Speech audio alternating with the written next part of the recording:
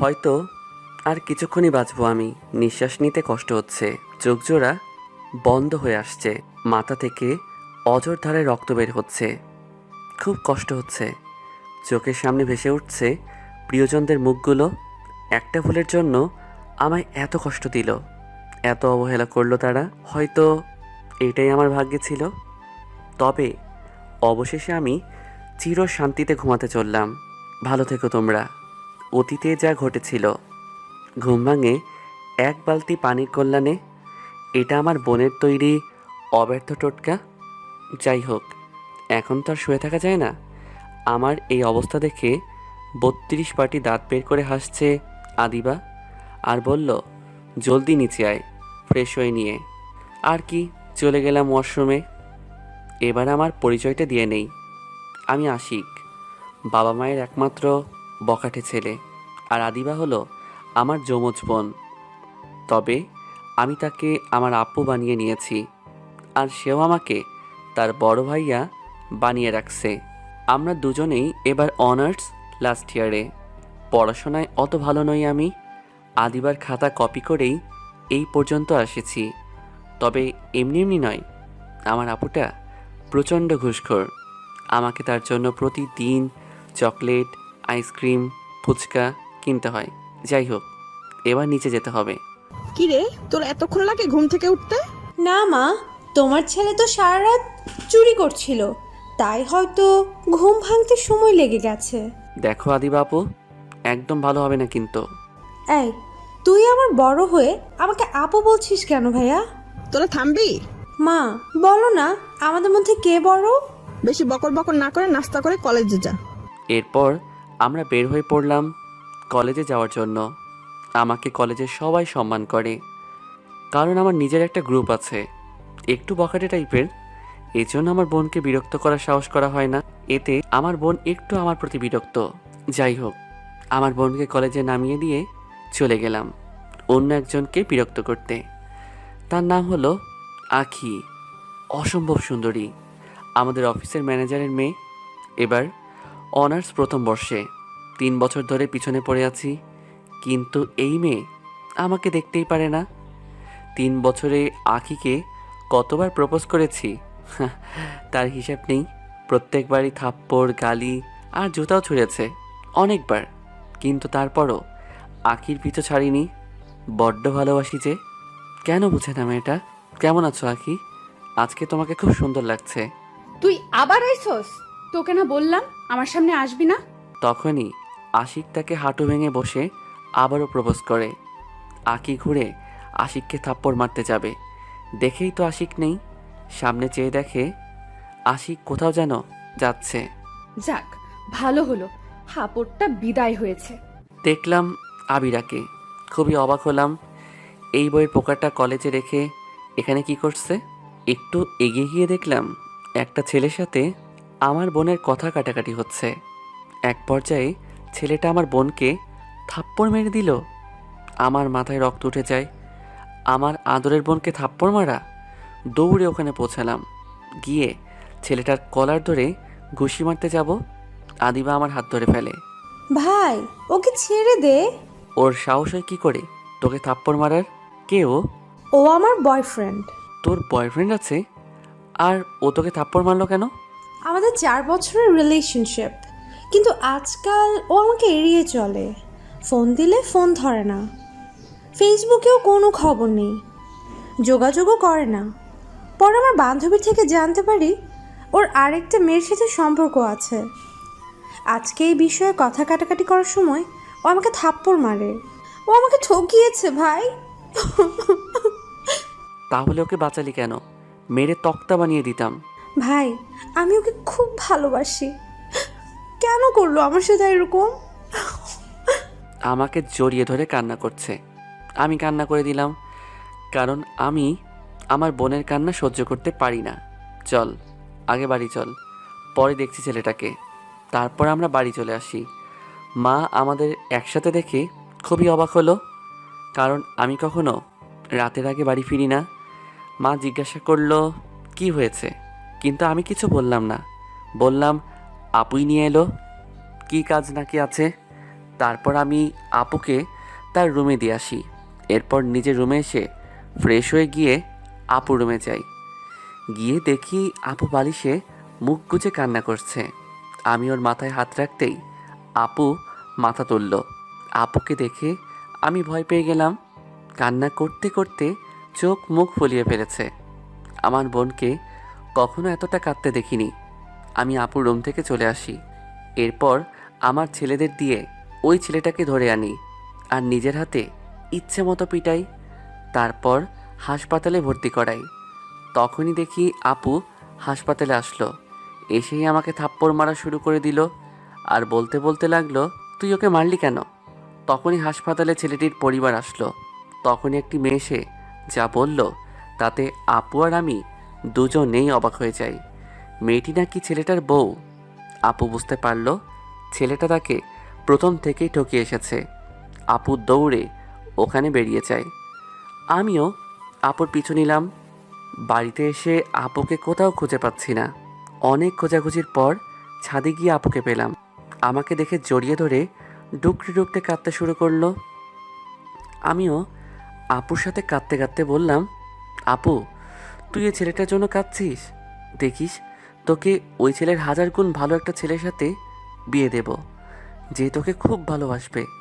সেটা তো বুঝলাম, কিন্তু আমার ভাইয়াটা কাঁদছে কেন? আমার বোন কাঁদছে বলে তাই। কই, আমি তো কাঁদছি না। এরপর আমি আদিবাকে নিজের হাতে খাইয়ে দিয়ে ঘুম পাড়িয়ে দিয়ে এলাম। খুব কষ্ট পেয়েছে মেয়েটা। এরপর আমি বাইরে এসে দেখি মা বাবা দাঁড়িয়ে আছে। তখন আমি তাদেরকে সব কিছু খুলে বলি। তখন বাবা বলে, অনার্স পরীক্ষার পর মেয়েটার বিয়ে দিয়ে দেব, তাহলে সব ঠিক হয়ে যাবে। তুমি কি কোনো ভালো ছেলেকে চিনো নাকি? হ্যাঁ, আমার অফিসেই কাজ করে, ছেলেটা খুবই ভালো। এরপর আমি আর আপু দুজনেই ছেলেটার সাথে দেখা করি। ছেলেটা একটু ভীত টাইপের, তবে আপুর নাকি পছন্দ হয়েছে।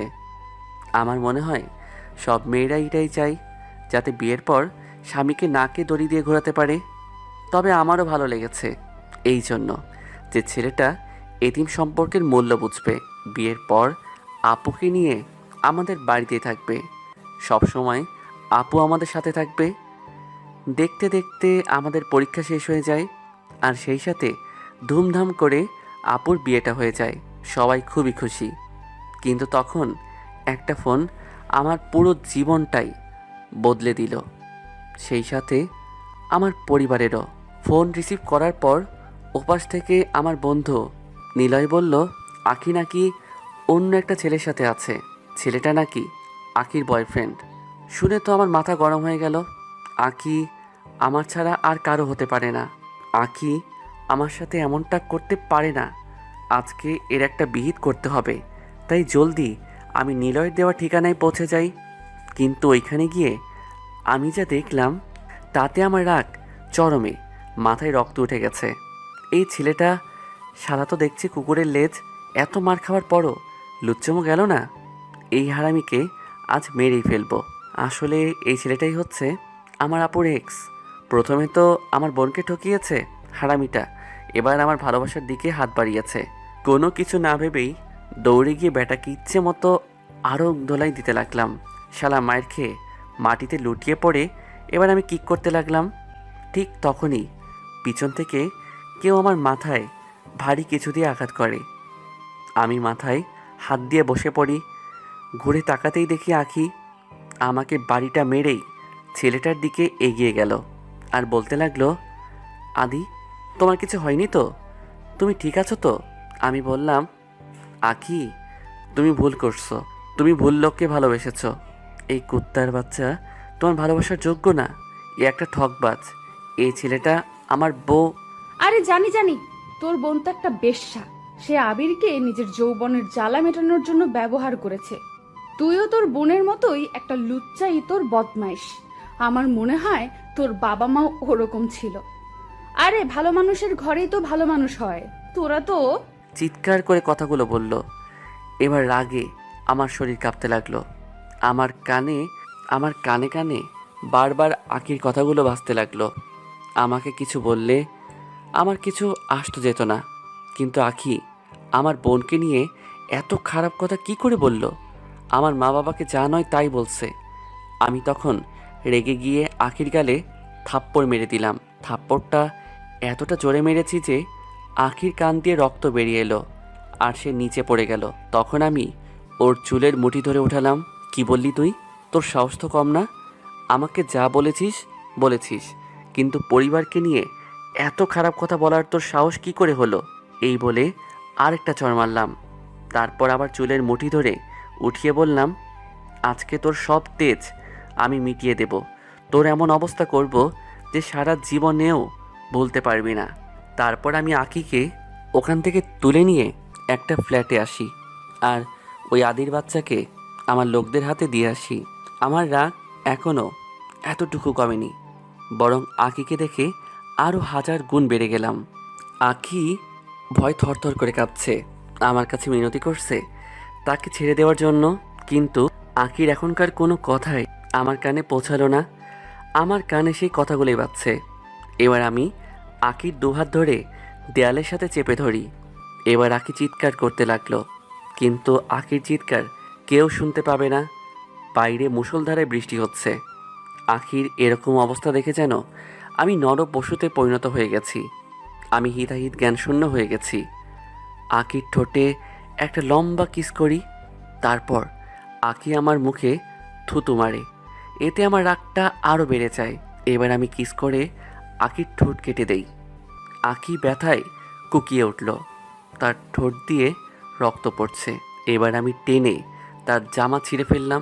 আকি নিজেকে বাঁচানোর চেষ্টা করছে, আমার কাছে অনেক কাকুতি মিনতি করতে লাগলো, কিন্তু এই সময় আমার কানে কিচ্ছু যাচ্ছে না। এরপর আকিকে ধাক্কা মেরে বিছানায় ফেলে দিলাম। কিসের মতো করে ওর সারা শরীরে কামড়াতে লাগলাম।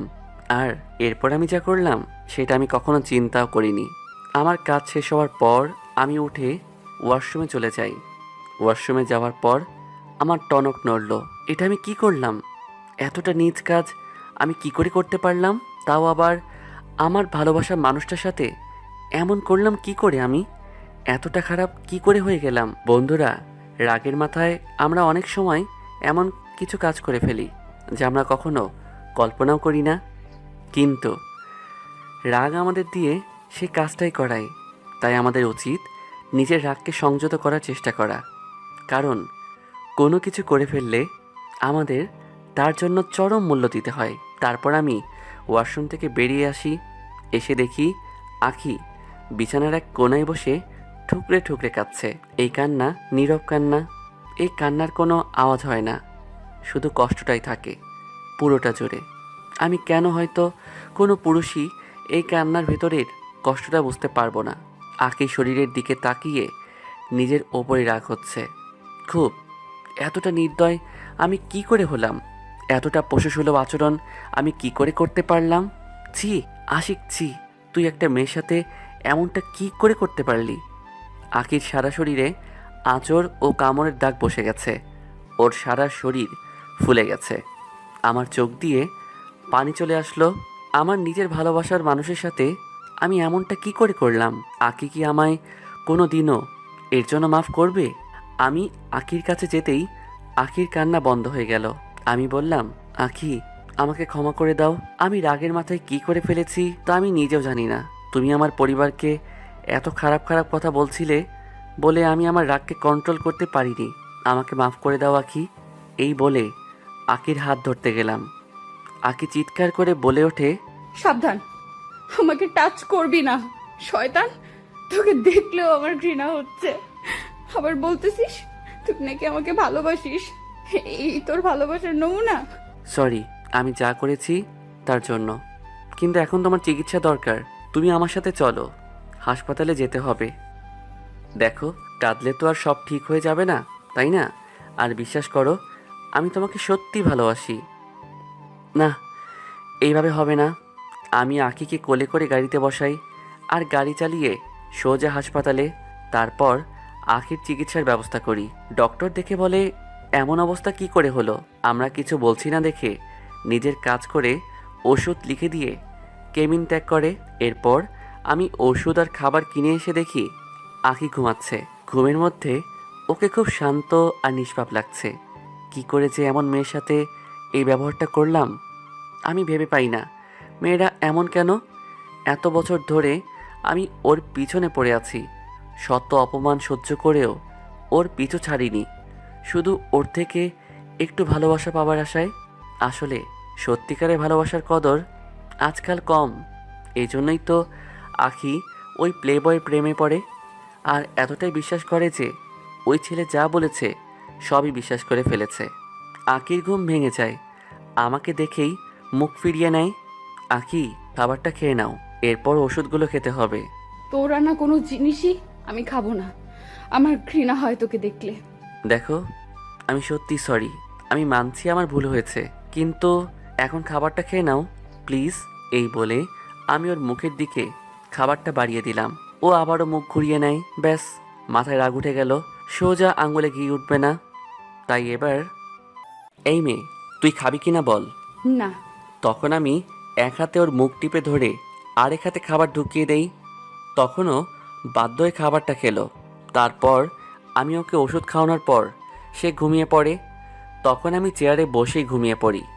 সকালে আমার ঘুম ভাঙে কারো ধাক্কাতে। চোখ খুলে দেখি আখি বেডে নেই। আমি ঘাড় ফিরিয়ে দেখি পুলিশ। মিস্টার আশিক, আপনাকে একবার আমাদের সাথে থানায় যেতে হবে। কিন্তু কেন? আপনার বিরুদ্ধে একটি মেয়ে ধর্ষণের অভিযোগ করেছে। আমার বুঝতে বাকি রইল না এটা আখির কাজ। এরপর আমি পুলিশের সাথে থানায় পৌঁছালাম। গিয়ে দেখি আমার পুরো পরিবার আর আখির বাবা সেখানে বসে আছে। তখন আমার বাবা আমাকে দেখে আমার কাছে এসে জিজ্ঞাসা করলো, মেয়েটা যা যা বলছে তা কি সত্যি? মাথা নিচু করে হ্যাঁ জানান দিলাম। তখনই আমার বাবা চর বসিয়ে দিলেন, তারপর লাঠি এনে ইচ্ছে মতো পিটাতে লাগলেন। পুলিশের কিছু লোক এসে বাবাকে আটকালো। আমি সেইভাবেই দাঁড়িয়ে আছি, জানি এখন আমার কথা কেউ শুনবে না। তুই আমার ছেলে হয়ে এমন কাজটা কি করে করলি? তোর জন্য সমাজে মুখ দেখাতে পারবো না। তোকে জন্মের আগে মেরে ফেলা উচিত ছিল, তাহলে আজ আমার বংশের এত বড় দাগ লাগতো না। তোকে আমার নিজের ছেলে বলেও পরিচয় দিতে ঘৃণা হচ্ছে। দেখুন, আপনারা এসব ঝগড়া বাদ দিয়ে ভিতরে এসে বসুন, সব কিছু ওখানেই বলা যাবে। দেখুন, পুরো ঘটনাটা এখানে আমরা সকলেই জানি, আর মিস্টার আশিকও তার অপরাধ স্বীকার করে নিয়েছে। এখন আপনাদের কাছে দুইটা রাস্তা আছে। প্রথমত, আপনার ছেলে মেয়ের বিয়ে দিতে পারেন, এতে আপনাদের উভয় পরিবারের জন্যই ভালো হবে। আর দ্বিতীয়টা হলো, আশিকের শাস্তি এখন আপনারাই ঠিক করুন কি করবেন। দুই পরিবার কিছুক্ষণ কথা বলে জানালো তারা বিয়ে করাবে, আর এতে আমিও রাজি। কারণটা তো জানিনি, কিন্তু তখনই আমি এই নরপশুটাকে বিয়ে করতে পারবো না, আমি বিচার চাই। এর এমন শাস্তি হোক যাতে আর কোনো দিনও এমন কাজ করতে না পারে। কি বলিস মা? এসব তোর জীবনটা নষ্ট হয়ে যাবে, সমাজে তোকে দুচ্ছেই করবে। এতক্ষণ কি কম কিছু হয়েছে বাবা? আখির চেহারার অবস্থা দেখে তার বাবা বলল, আমাদের কিছু সময় দিন, আমাদের পরিবারের মধ্যে কিছু কথা বলে নিলে ভালো হতো। তখন অফিসার বলল, ঠিক আছে, আমি আপনাদের 5 দিন সময় দিলাম, এর মধ্যে আপনারা আপনাদের সিদ্ধান্ত জানাবেন। আর ততদিন মিস্টার আশিক আমাদের হেফাজতেই থাকবে। কেমন আছো আশিক? খুব ভালো আছি। বাবা মা আপু তারা কেমন আছে? তুমি তো জানোই তারা কেমন। আচ্ছা, তুমি তো এরকম ছেলে নও, তাহলে এরকম একটা কাজ কি করে করলে? এরপর আমি দুলাভাইকে ওই দিনের সব কথা খুলে বলি।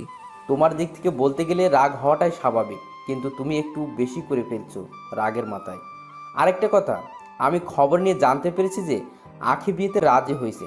তারা সম্ভবত কালই আসবে। চিন্তা করো না, সব ঠিক হয়ে যাবে। এই কয়দিনে কি হাল করেছো নিজের? আসলে আমি এতদিন আসতে পারিনি কারণ বাবা কিছুদিন ধরে ঘর থেকে বের হচ্ছেন না, যার কারণে অফিসের সব কিছু আমাকে দেখতে হচ্ছে। এত ব্যস্ততার কারণেই আসতে পারিনি। না না, একদম এমন করে বলো না। তুমি শুধু আমার পরিবারের খেয়াল রেখো, তাতেই আমি খুশি। আচ্ছা, তুমি এখন বাড়িতে চলে যাও, না হলে সবাই চিন্তা করবে। এরপর দুলাভাই চলে যায়। লোকটা খুবই ভালো। পরের দিন আখি আর আমার বিয়েটা পুলিশ স্টেশনে হয়। এরপর আমরা বাড়ির দিকে রওনা হই। বাড়িতে পৌঁছে আমি আপু আর মায়ের সাথে কথা বলার অনেক চেষ্টা করি, কিন্তু তারা আমাকে পাশ কাটিয়ে চলে যায়। তারা যেন আমায় সহ্যই করতে পারছে না। আপু শুধু নিয়মের খাতিরে আর দুলাভাইয়ের পিড়াপিড়িতে বাসর ঘরটা সাজিয়ে দিল। সেই সাথে আখিকেও বউ সাজানোর দায়িত্ব নিল। তখন বাবা আমার কাঁধে হাত রাখলেন, বললেন, খুব কষ্ট হয়েছে না রে? তোর মাথা এতটা গরম করিস কেন? কতবার বলেছি নিজের রাগের উপর একটু কাবু রাখ। তুই আমার কথা শুনলে তো? বুঝতে পারলাম দুলাভাই বাবাকে সব কিছুই বলেছে। এটা ভেবে আমার খুবই ভালো লেগেছে যে বাবা আর আমার প্রতি রেগে নেই। তখন বাবা বললেন, দেখ, যা হয়েছে সেটা ভুলে যা, জীবনটা এখন নতুন করে শুরু কর। এরপর আমরা খেতে বসলাম। সবাই খাওয়া শুরু করে দিয়েছে, কিন্তু আমার পাতে কেউ খাবার বেড়ে দেয়নি। আখিকে মা আর আপু খুবই যত্ন করে খাওয়াচ্ছে। আমি অনেক কষ্টে কান্না চেপে চেয়ারে বসে রইলাম। বাবা আর দুলাভাই বিষয়টা খেয়াল করলেন, কিন্তু তারা মা আর আপুর ওপরে কিছুই বলতে পারবে না। কিছুক্ষণ পর দুলাভাই আমার পাতে ভাত বেড়ে দিলেন। আমি আর পারছি না কান্নাটা চেপে রাখতে, চিৎকার করে কাঁদতে ইচ্ছে করছে। আমি তখন খাবার টেবিল ছেড়ে সোজা ছাদে চলে এলাম। আমার চোখ দিয়ে অঝোর ধারায় পানি পড়ছে। আমি কোনো দিনও এতটা কাঁদিনি। চিৎকার করে কাঁদতে ইচ্ছে করছে, কিন্তু ছেলেদের সেই অধিকার নেই। তাদেরকে আড়ালেই কাঁদতে হয়। তারা চাইলেও চিৎকার করতে পারে না। কিছুক্ষণ পর দুলাভাই ছাদে এলেন, কিন্তু আমার এই অবস্থা দেখে কিছু না বলেই চলে গেলেন, নিজেকে কিছুটা স্বাভাবিক করে। এরপর রাত 1টার দিকে আমি আমার রুমে প্রবেশ করলাম। দেখলাম রুমটা খুবই সুন্দর করে সাজানো হয়েছে। একসময় আখিকে নিয়ে বাসর ঘরের অনেক স্বপ্নই ছিল আমার, কিন্তু সব কিছু তো আমি নিজে শেষ করে দিয়েছি। এখন আখির সামনে যেতেও আমার দ্বিধা হচ্ছে। তখন আমি ধীরে ধীরে খাটের দিকে এগোলাম। কাছে গিয়ে বুঝতে পারলাম আখি কাঁদতেছে। আমি তার কাঁধে হাত রাখতে যেও রাখতে পারিনি। তখন আখিকে ডাক দিয়ে বললাম, কাঁদছো কেন? এরপর আখি আমার দিকে মুখ তুলে তাকাতেই ভয় পেয়ে গেলাম। এই কি হাল করেছে মেয়েটা নিজের চেহারাটার! এই 4 দিনে একেবারে শুকিয়ে গেছে, চোখের নিচে কালো দাগ পড়ে গেছে। আসলে এতক্ষণ আমি নিজের অপরাধবোধের কারণে আখির দিকে ভালো করে তাকাতেও পারিনি। এতক্ষণ ধরে মেয়েটা নিশ্চয়ই কান্না করছিল, কারণ ওর চোখ দুটি ফুলে গেছে, টকটকে লাল হয়ে গেছে। আমি বললাম, এ কি হাল করেছো তুমি নিজের? আরে এখন তো সব ঠিক হতে যাচ্ছে, এবার একটু হাসো।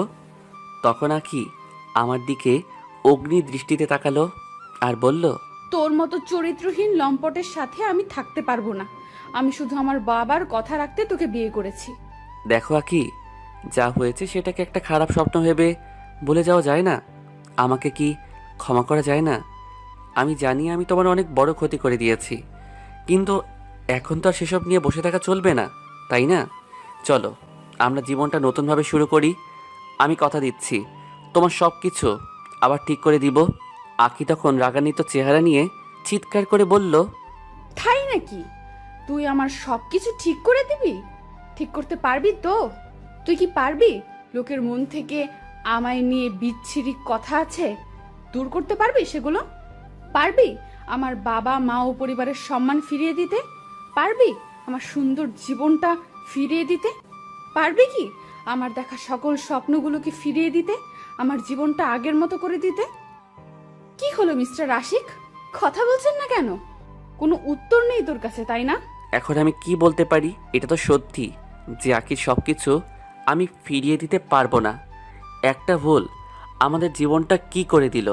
তোমার সব কিছু আমি আগের মতো হয়তো করে দিতে পারবো না, কিন্তু আমি কথা দিচ্ছি আমি যতটুকু পারি তোমাকে আবার স্বাভাবিক জীবন ফিরিয়ে দেওয়ার চেষ্টা করব।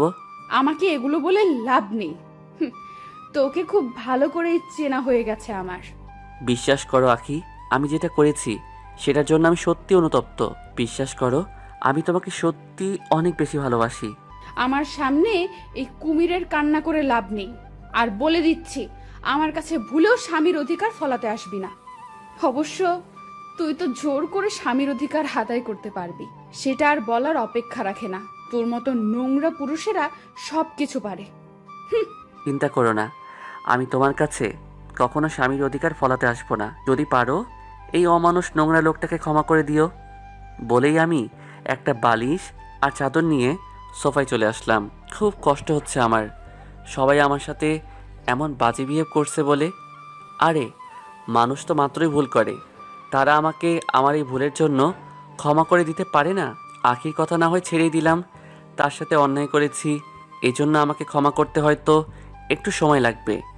কিন্তু আপু আর মা কেন আমার সাথে এমন করছে? আগে তো খাবার না খেলে মা আমার পিছনে খাবারের প্লেট নিয়ে দৌড়াতো, আর এখন আমার চোখ দিয়ে শুধু টপ টপ করে পানি পড়ছে। চোখের পানি গিয়ে সোফা ভিজিয়ে দিচ্ছে। আপুও তো প্রতিদিন আমার সাথে ঝগড়া না করলে তার পেটের ভাত হজম হতো না। কই, এখন তো আমার সাথে একটাও কথা বললো না। এসব ভাবতে ভাবতেই ভেজা চোখ নিয়ে কখন যে ঘুমিয়ে পড়েছি। সকালে আমার ঘুম ভাঙলো 9:25-এ। কেউই আমাকে ডাকতে এলো না। আকি হয়তো নিচে চলে গেছে। আমিও ওয়াশরুমে ঢুকলাম, ফ্রেশ হয়ে নিচে গেলাম। গিয়ে দেখি সবাই ব্রেকফাস্ট করছে। মা আর আখি সবাইকে সার্ভ করছে। আমাকে দেখে আপু টেবিল ছেড়ে উঠে গেল। মা আর আখি রান্নাঘরের দিকে চলে গেল। মনটা খারাপ হয়ে গেল। আমাকে দেখে দুলাভাই বলল, আরে শালাবাবু যে, এসো এসো খেয়ে নাও। আমার খাওয়ার ইচ্ছাই চলে গেল। তাই কিছু না বলেই বাড়ি থেকে বেরিয়ে যাই। বেরোনোর পর আমার সেই ক্লাবে চলে যাই। সেখানে সবার সাথে কথা বলে মনটা অনেক ভালো হয়ে গেল। সব কিছু প্রায় ভুলেই গেলাম। সারাদিন বন্ধুদের আড্ডা, খাওয়া দাওয়া ও ঘোরাঘুরি করে কাটিয়ে দেই। এখন আমি আর আমার বেস্ট ফ্রেন্ড নিলয় আমাদের প্রিয় জায়গা নদীর পাড়ের টুলটাতে বসে আছি।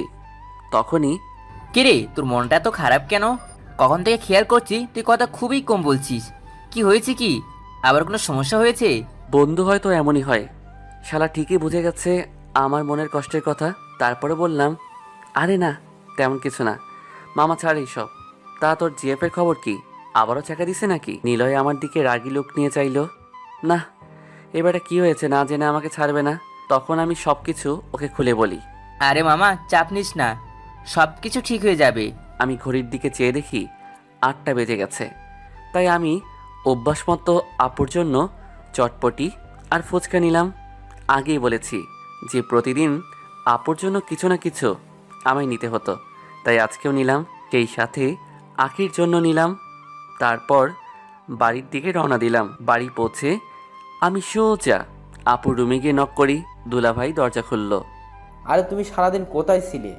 এসো ভিতরে এসো। আমি ভেতরে গিয়ে বললাম, আপু নে, তোর জন্য এগুলো আনলাম। আপু আমাকে দেখেই মুখ ঘুরিয়ে খাটের অন্য পাশে গিয়ে বসে পড়ল। তখন দুলাভাই বলল, কি হলো, নিচ্ছ না কেন? একটু আগে তো আমাকে বললে এনে দিতে, এখন তো শালাবাবু নিয়ে এলো, নিচ্ছ না কেন? আর আগে তো আশিক একদিন ভুলে গিয়ে এই চটপটি, ফুচকা কিংবা আইসক্রিম না আনলে পুরো বাড়ি মাথায় তুলে নাচতে। আপুর কোনো রিয়াকশন নাই। আমি এগিয়ে গিয়ে বললাম, আপু আমাকে কি ক্ষমা করা যায় না? অ্যাটলিস্ট একটা সুযোগ তো দিবি আমাকে। আরে কথা বলছিস না কেন? গালিও দে, কথা শোনা, কিন্তু প্লিজ এভাবে চুপ করে থাকিস না। আশিক, এগুলো দিয়ে যাও, আমি তোমার আপুকে দিয়ে দিব। এবার চোখ দিয়ে জল পড়তে লাগলো, কিন্তু আমি ভালো করে জানি আপু ওগুলো ছুঁয়ে দেখবে না। এরপর আমি চোখের জল মুছতে মুছতে রুমের দিকে গেলাম। রুমে ঢুকেই দেখলাম আখি কাপড় চেঞ্জ করছে। আখি আমাকে দেখতে পেরে কোনো রকমে নিজের শরীর ঢাকে। লুচ্চা ইতর, তুই কোনোদিনও শুধরাবি না। তুই নক না করে ইচ্ছে করে রুমে ঢুকে গেলি। আখি বিশ্বাস করো, আমি ইচ্ছে করে এটা করিনি। তারপর রুম থেকে বেরিয়ে যাই। কিছুক্ষণ পর আখি দরজা খুলল। আমি ঢুকে ওর হাতে প্যাকেটটা দিলাম। ও প্যাকেটটা নিল, কিন্তু নিয়ে সোজা ডাস্টবিনে ফেলে দিল আর বলল, তোকে না বলেছি তোর আনা কোনো জিনিসই আমি খাবো না, আমার ঘৃণা হয়। আমি কিছু না বলে সোজা ছাদে চলে এলাম। ছাদে এসে পকেট থেকে একটু আগে কিনে নিয়ে আসা সিগারেটের প্যাকেটটা বের করলাম। কি ভাবছেন আমি এখন সিগারেট খাবো? না ভাই, আমি বাবা মায়ের যতই বকে যাওয়া সন্তান হই না কেন, নেশা জাতীয় দ্রব্য ছুঁয়েও দেখিনি। সিগারেটটা জ্বালিয়ে হাতে নিয়ে বসে থাকাটাই আমার অভ্যাস। এতে কেমন যেন অদ্ভুত একটা শান্তির ভাব আসে মনে। যাই হোক, কিছুক্ষণ ছাদে কাটিয়ে নিচে রুমে চলে আসি। এসে দেখি আখি ঘুমিয়ে আছে। ওর ঘুমন্ত মুখটা কত মিষ্টি, একেবারে বাচ্চাদের মতো। দেখলেই আদর করতে ইচ্ছে হয়, কিন্তু সেই সাহস আমার আছে কই? বাই চান্স ঘুমটা ভেঙে গেলে আমার ঘাড় মটকে দিবে মেয়েটা। আর কি, এখন সোফায় শুয়ে আখির মায়াবী মুখটি দেখতে দেখতে ঘুমিয়ে পড়লাম। আজকেও কেউ ডাক দিতে আসেনি। আমি ঘুম থেকে উঠে ফ্রেশ হই নেই, কিন্তু এখন আর নিচে যাব না, কারণ আমাকে দেখলেই তো সবার খাওয়া বন্ধ হয়ে যাবে।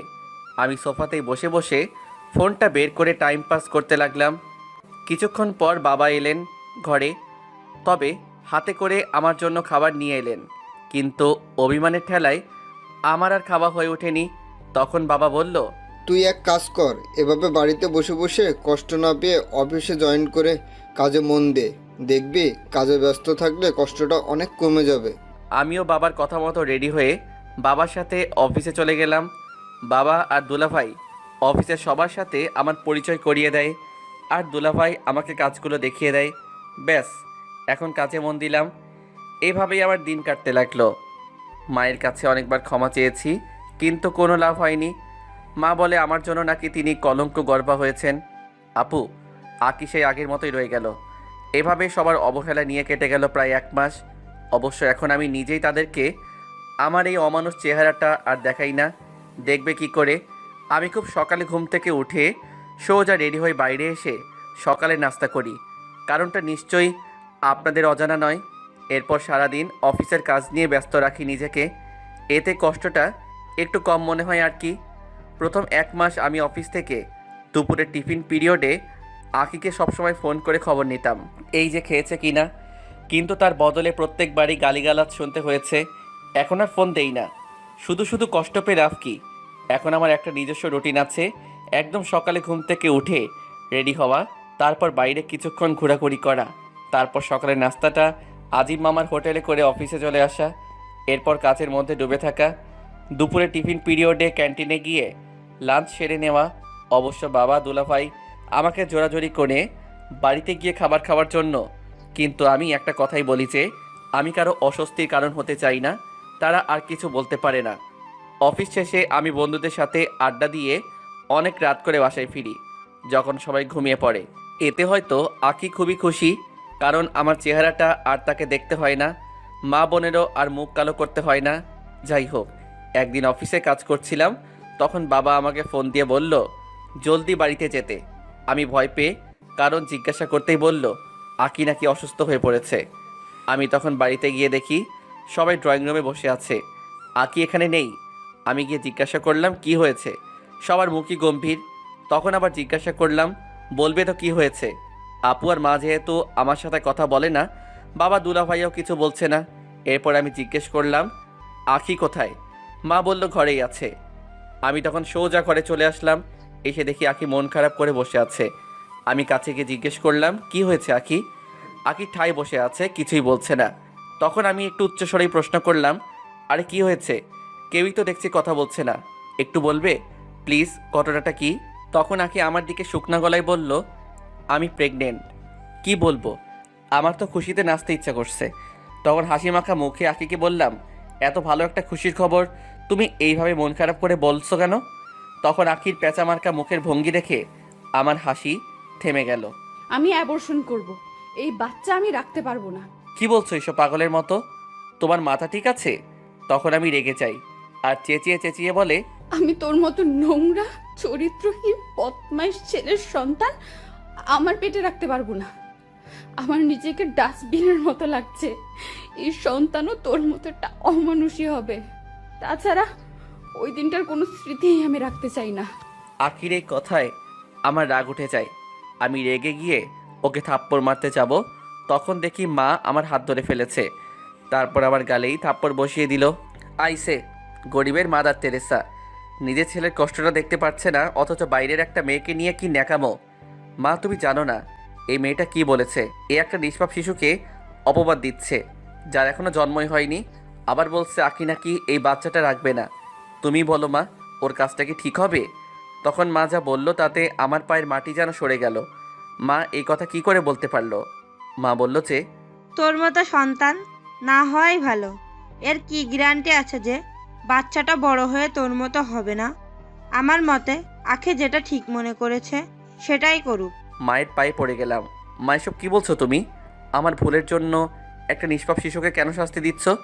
তোমরা আমাকে যে শাস্তি দিচ্ছ আমি তো তার মেনে নিয়েছি। তোমাদের যদি আমাকে আরও শাস্তি দেওয়ার ইচ্ছে হয় তাহলে আমাকে দাও প্লিজ। আখিকে বলো না এমনটা যেন না করে। আমার কোনো কথাই ওদের কানে পৌঁছালো না। ওরা ঘর থেকে বেরিয়ে গেল। আমি সেখানেই ঠাই বসে আছি। নিজেকে খুবই অসহায় লাগছে। একটা ভুলের জন্য একটা মানুষকে ঠিক কতটা শাস্তি দেওয়া যায় আমার সেটা জানা নেই। কিন্তু নিজের ভালোবাসার মানুষদের অবহেলার চেয়ে বড় শাস্তি হয়তো আর নেই।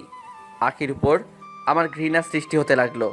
নিজের মাকে কেমন যেন অপরিচিত লাগতে লাগলো। ওই দিন আর বাইরে বেরোইনি, ঘরের ভেতরে ছিলাম। রাতের বেলা ছাদে চলে যাই। রাতের আঁধারের সাথে নিজের সকল দুঃখগুলো মিশিয়ে দেওয়ার চেষ্টা করলাম, যাতে সকালে সূর্যের স্নিগ্ধ আলোর সাথে সাথে আমার দুঃখ কষ্টগুলো মিলিয়ে যায়। কিন্তু সে চেষ্টা বৃথা। হঠাৎ করে বৃষ্টি শুরু হলো। বৃষ্টি আমার তেমন ভালো লাগে না, কিছুক্ষণ ভিজলেই জ্বর এসে যায়। কিন্তু আজকে কেমন যেন অদ্ভুত রকম ভালো লাগা কাজ করছে। বৃষ্টির ফোঁটায় ফোঁটায় যেন আমার কষ্টগুলো ধুয়ে যাচ্ছে। আমার শরীর, মন, মস্তিষ্ক সব যেন কেমন ঠান্ডা হয়ে আসছে। এই যেন এক অনন্য অনুভূতি। যতক্ষণ বৃষ্টি ছিল ততক্ষণই ভিজলাম। বৃষ্টি থামার পর ছাদ থেকে নেমে পড়ি, তারপর ওয়াশরুমে গিয়ে চেঞ্জ করে নেই, তারপর সোফায় গিয়ে শুয়ে পড়ি। রাতে খুব জ্বর আসে।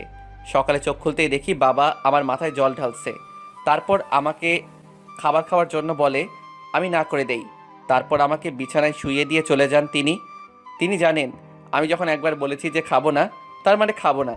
কিছুক্ষণ পর একটা ফোন আসলো। প্রথমবার ধরতে পারিনি, তাই আবার ফোন দিলে ধরতেই ওপাশ থেকে দুলাভাই বলল, আখি নাকি আপুকে নিয়ে হাসপাতাল গেছে অ্যাবর্শন করার জন্য। আমি তখনই বাড়ি থেকে বেরিয়ে আসলাম। যদিও জ্বর এখনও আছে, কিন্তু আমি না গেলে অনেক বড় ক্ষতি হতে চলেছে। গাড়িতে উঠে আপুকে ফোন দিলাম, ধরছে না। তখন আখিকে দিলাম, কিন্তু কোনো সাড়া নেই। অনেকবার ট্রাই করার পর আপু ফোন ধরলো। জিজ্ঞেস করলাম তারা কোথায় আছে। আপু অনেক বিরক্তি নিয়েই উত্তরটা দিল। আমি সোজা হাসপাতালে চলে এলাম। পৌঁছে দেখি আপু আর আখি হাসপাতালে সবে গাড়ি থেকে নেমেছে। আমি গাড়ি থেকে নেমে দৌড়ে তাদের কাছে যেতে চাচ্ছিলাম, কিন্তু আমার শরীর খুবই দুর্বল। কোনো মতে তাদের নাগাল পেলাম। আমি গিয়ে তাদের পথ আটকাই। এরপর বললাম, কি করতে যাচ্ছ তোমরা? আমি এটা কিছুতেই হতে দেব না। যাই হোক যাক না কেন, আমি তোমাদের আমার সন্তানকে এভাবে মারতে দিব না। আমি আকির হাত ধরে টানতে লাগলাম। কি বলবো, আমার শরীর তো খুবই দুর্বল। আমি আকির সাথে পেরে উঠলাম না। তারপর কোথা থেকে যেন দুজন লোক এসে আমাকে ধরে হাসপাতালের গেট দিয়ে বের করে দেয়। আমার মাথাটা কেমন যেন ঘুরতে লাগলো, যার কারণে আমি কোনো দিকে হাঁটছি সেটা বুঝতে পারছি না। কিন্তু আমি হাঁটছি, তাদেরকে আমায় আটকাতে হবে। তখন হঠাৎ করে কিসের সাথে যেন প্রচণ্ড ঝরে ধাক্কা খেলাম। আমি মাটিতে লুটিয়ে পড়লাম। বন্ধুরা, এতক্ষণ আমরা ফ্ল্যাশব্যাকে ছিলাম, এখন চলুন বর্তমানে ফিরি। আমার আশেপাশে লোকজনের আওয়াজ শুনতে পারছি, কিন্তু চোখ খুলতে পারছি না। আমি অজ্ঞান হয়ে যাই। আমার যখন জ্ঞান ফিরে, তখন দেখতে পাই আমি হাসপাতালের বেডে শুয়ে আছি, কিন্তু মাথা তুলতে পারছি না। আমি ওঠার চেষ্টা করতেই নার্স আমাকে বলল, আরে আপনার জ্ঞান ফিরেছে তাহলে? আপনি জানেন আপনি কতদিন ধরে অজ্ঞান অবস্থায় ছিলেন? মানে কি বলতে চাচ্ছেন? আমি কতদিনে অজ্ঞান ছিলাম? জি স্যার, আপনি আজ নিয়ে 25 দিন অজ্ঞান অবস্থায় ছিলেন। শুনে তো আমার মাথায় বাজ পড়ল। 25 দিন আমি অজ্ঞান ছিলাম? তখন নার্স বলল, স্যার আপনি রেস্ট নিন, আমি আপনার স্ত্রীকে খবর দিচ্ছি। বলতে হয় স্যার, খুব কপাল করে এমন স্ত্রী পেয়েছেন। আজকালকে তো হাসপাতালের নার্সদের উপরে দায়িত্ব দিয়ে চলে যায় বাড়ির লোক, কিন্তু আপনার স্ত্রী দিন রাত আপনার কাছে বসেছিলেন, আপনার সেবা যত্ন করতেন, এবং উনি কি একটা কাজে বাইরে গেছেন। তারপর নার্স চলে যায়। আমি এবার খুব ভালো রকম অবাক হলাম। আখি কি করে সম্ভব? সে তো আমাকে সহ্যই করতে পারে না। তাছাড়া আমার বাড়ির লোকেরাই বা কোথায়? নার্স তো তাদের কথা কিছুই বলল না। তারা কি এখনও আমার উপর রেগে আছে? যদি তাই হয় তাহলে বাবা, দুলাভাই এরা কোথায়? এসব ভাবতে ভাবতে আমার মাথা চট পাকিয়ে গেল। তখনই দরজায় কারো আগমন, হয়তো দৌড়ে এসেছে। মেয়েটি খুব হাঁপাচ্ছে। মেয়েটির বয়স আনুমানিক 23-25 হবে। গায়ের রং তেমন ফর্সা না হলেও মেয়েটির মুখ ভীষণ মায়াবী, চোখ দুটি বড় বড়। কাজল নেই অবশ্য, কাজলের দরকারও নেই। মেয়েটির চোখে যেন সরোবরের কালো জল চিকচিক করছে। পরনে সালোয়ার কামিজ, সাজসজ্জা তেমন নেই, তবে এই হালকা সাজেই মেয়েটিকে অপূর্ব লাগছে। ঠোঁটে একটা প্রশান্তির চোখ কাড়া হাসি। মোট কথা মেয়েটির যা রূপ, তাতে যে কোনো পুরুষই প্রেমে পড়তে বাধ্য। মেয়েটি এক দৃষ্টিতে আমার দিকে তাকিয়ে আছে। কিন্তু কে এই মেয়ে? আমার এখানে কি করতে এসেছে? এসব ভাবছি, তখন নার্স এসে বলল, ও ম্যাডাম, আপনি এসে পড়েছেন। আমি বুঝতে পারলাম এই সেই মেয়ে যাকে নার্স আমার বউ বলছে। তার মানে আমি ভুল ছিলাম। আখি নয়। তখন মেয়েটি আমার পাশে একটা চেয়ারে বসলো। পুরো রুমটা একটা মিষ্টি গন্ধে পড়ে গেছে, যাকে বলে মাতাল করা সুগন্ধ। মেয়েটির গা থেকেই এই মিষ্টি ঘ্রাণ আসছে। মেয়েটি আমাকে কিছু বলতে চাচ্ছে, কিন্তু সংকোচ বোধ করছে। আর এমন একটা বেচারি টাইপ চেহারা হয়ে আছে যে আমার হাসি পেয়ে গেল। আমার হাসি দেখে মেয়েটিও হেসে দিল। আমি বললাম, আপনি তাহলে আমাকে হাসপাতালে নিয়ে এসেছেন? এবার সে কথা বলল, হ্যাঁ মিস্টার, আমি আপনাকে এখানে নিয়ে এসেছি। কেমন আছেন এখন? ভালো। আপনাকে ধন্যবাদ। আরে ধন্যবাদের কি আছে, আমরা মানুষই তো মানুষকে সাহায্য করব, এটা তো আমার দায়িত্ব ছিল। তাছাড়া আপনার এই অবস্থার জন্য আমিই তো দায়ী। মানে বুঝলাম না, আপনি দায়ী মানে? আপনি তো আমার গাড়িতে অ্যাক্সিডেন্ট করেছেন। আসলে আমি নতুন ড্রাইভিং শিখেছিলাম, কিন্তু উত্তেজনায় গাড়ির স্পিড এতটা বাড়িয়ে দিয়েছিলাম যে কন্ট্রোল করতে পারিনি। তার ফলে আপনার এই অবস্থা হয়েছে। I am sorry. আরে না না, যেটা হয়েছে সেটা হয়েছে, তা নিয়ে মাথা ঘামিয়ে লাভ নাই। কিন্তু আমি একটা ব্যাপার বুঝতে পারছি না, নার্স কেন আপনাকে আমার স্ত্রী বলছিল? তখন দেখি মেয়েটি লজ্জা পেয়ে যায়। বাহ, মেয়েটির লজ্জা মিশ্রিত মুখটা তো ভারী মিষ্টি লাগছে। মেয়েটি একটা হাসি দিয়ে বলল, এর জন্য আমি সরি। আসলে আপনার অবস্থা খুবই খারাপ ছিল, যেহেতু অ্যাক্সিডেন্ট কেস, তাই ডক্টরের চিকিৎসা করতে চাইছিল না। তাই আমি বাধ্য হয়ে বলি যে আমি আপনার বউ। সেটা তো বুঝলাম, কিন্তু নার্স বলছিল আপনি নাকি আমার দিনরাত সেবা করছেন। এটা তো করতেই হতো, আমার জন্যই তো আপনার এই অবস্থা হয়েছে, তাই না? আমি ভাবছি কি আশ্চর্য, আমার নিজের লোকেরা আমাকে ফেলনা করে রেখে দিয়েছিল, আর এই মেয়েটাকে আমি আগে কখনো দেখিও নি, না ছিল কোনো পরিচয়, অথচ মেয়েটা নাকি আমাকে সেবা করে সুস্থ করে তুলেছে, আর নিজের ভুলের জন্য বারবার ক্ষমাও চাচ্ছে, যেটা নাকি সে নিজের অনিচ্ছায় করেছে। কত পার্থক্য এই মেয়েটা আর আমার আপনজনদের মধ্যে।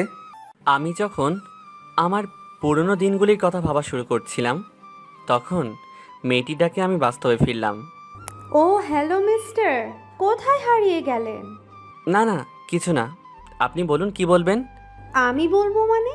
এখন তো বলবেন আপনি। আপনার সম্পর্কে তো আমি কিছুই জানি না, আর আপনার পরিবারকেও জানাতে হবে আপনার কথা। তারা হয়তো ভীষণ চিন্তায় আছেন। আমি আস্তে আস্তে নিজের মনে মনে বললাম, আমার জন্য চিন্তা করার মতো কেউ নেই। কিন্তু এ কি, মেয়েটার কান মনে একটু বেশি পাতলা, আমার কথা শুনে ফেললো। চিন্তা করার মতো কেউ নেই মানে? আপনার কি কেউ নেই? না, আমার পৃথিবীতে কেউ নেই, সবাই আমার জীবন থেকে হারিয়ে গেছে। মেয়েটিকে কিছু বলতে চাইনি, কারণ আমার কষ্টের কথা শুনিয়ে কাউকে কষ্টিত করার কোনো মানে হয় না। তাছাড়া আমিও আর ওখানে ফিরে যেতে চাই না। অবশ্য বাবার জন্য খারাপ লাগছে, তবে এটাই ঠিক হবে, কারণ আমার জন্য বাবাকে কম কথা শুনতে হয়নি, কম অপমানিত হননি। খারাপ অতীতটা ভুলে যাওয়াই ভালো, সেটাকে বারবার মনে করে কষ্ট পাওয়াটা বোকামি। ও হ্যালো মিস্টার, আবার কোথায় হারিয়ে গেলেন? সরি, আমার কথার জন্য হয়তো আপনি কষ্ট পেলেন। আসলে আমি বুঝতে পারিনি যে আপনি অনাথ। অনাথ কথাটা যেন বিষের চুরির মতো বুকে বিঁধল, কারণ যারা অনাথ তাদেরকে অনাথ বললে এতটা কষ্ট হয়তো হতো না, কিন্তু আমার সব কিছু থাকতেও আজকে অনাথ। মেয়েটা কিছুটা বিরক্ত হয়ে বলল, আরে আপনি তো আজব, আমি আপনার সাথে কথা বলছি আর আপনি কি নিয়ে ভাবছেন? এভাবে কি কথা বলা যায়?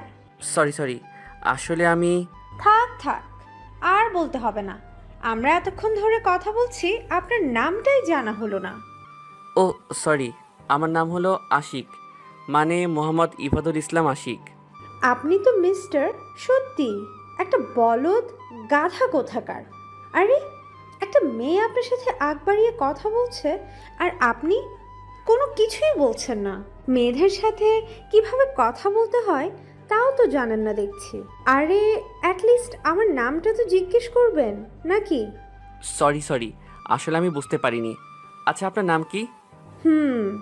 ঠিক আছে, আমার নাম হলো তানিশা আক্তার রেনু, তবে সবাই আমাকে রেনু বলেই ডাকে। খুব সুন্দর নাম। তাই? ধন্যবাদ, আপনার নামটাও সুন্দর। ধন্যবাদ। এভাবেই কেটে গেল আরও 10 দিন। রেনু আর আমি এখন খুবই ভালো বন্ধু।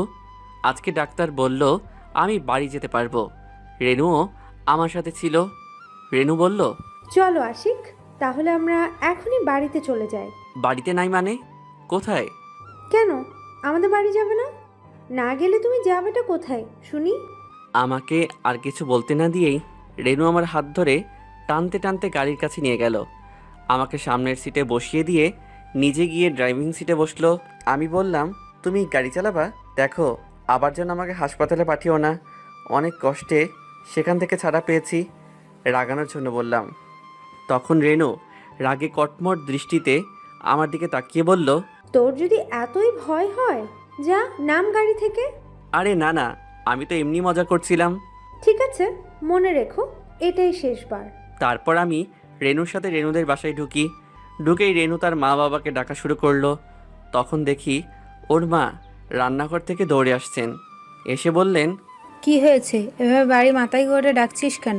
ভদ্রমহিলা আমার দিকে তাকিয়েই বলে, তুমি বুঝি আশিক, তাই না? হ্যাঁ আন্টি, আমি আশিক। কেমন আছেন আপনি? ভালো বাবা, তুমি কেমন আছো? আসলে তোমাকে হাসপাতালে দেখতে আসিনি, তাই বলে কিছু মনে করো না।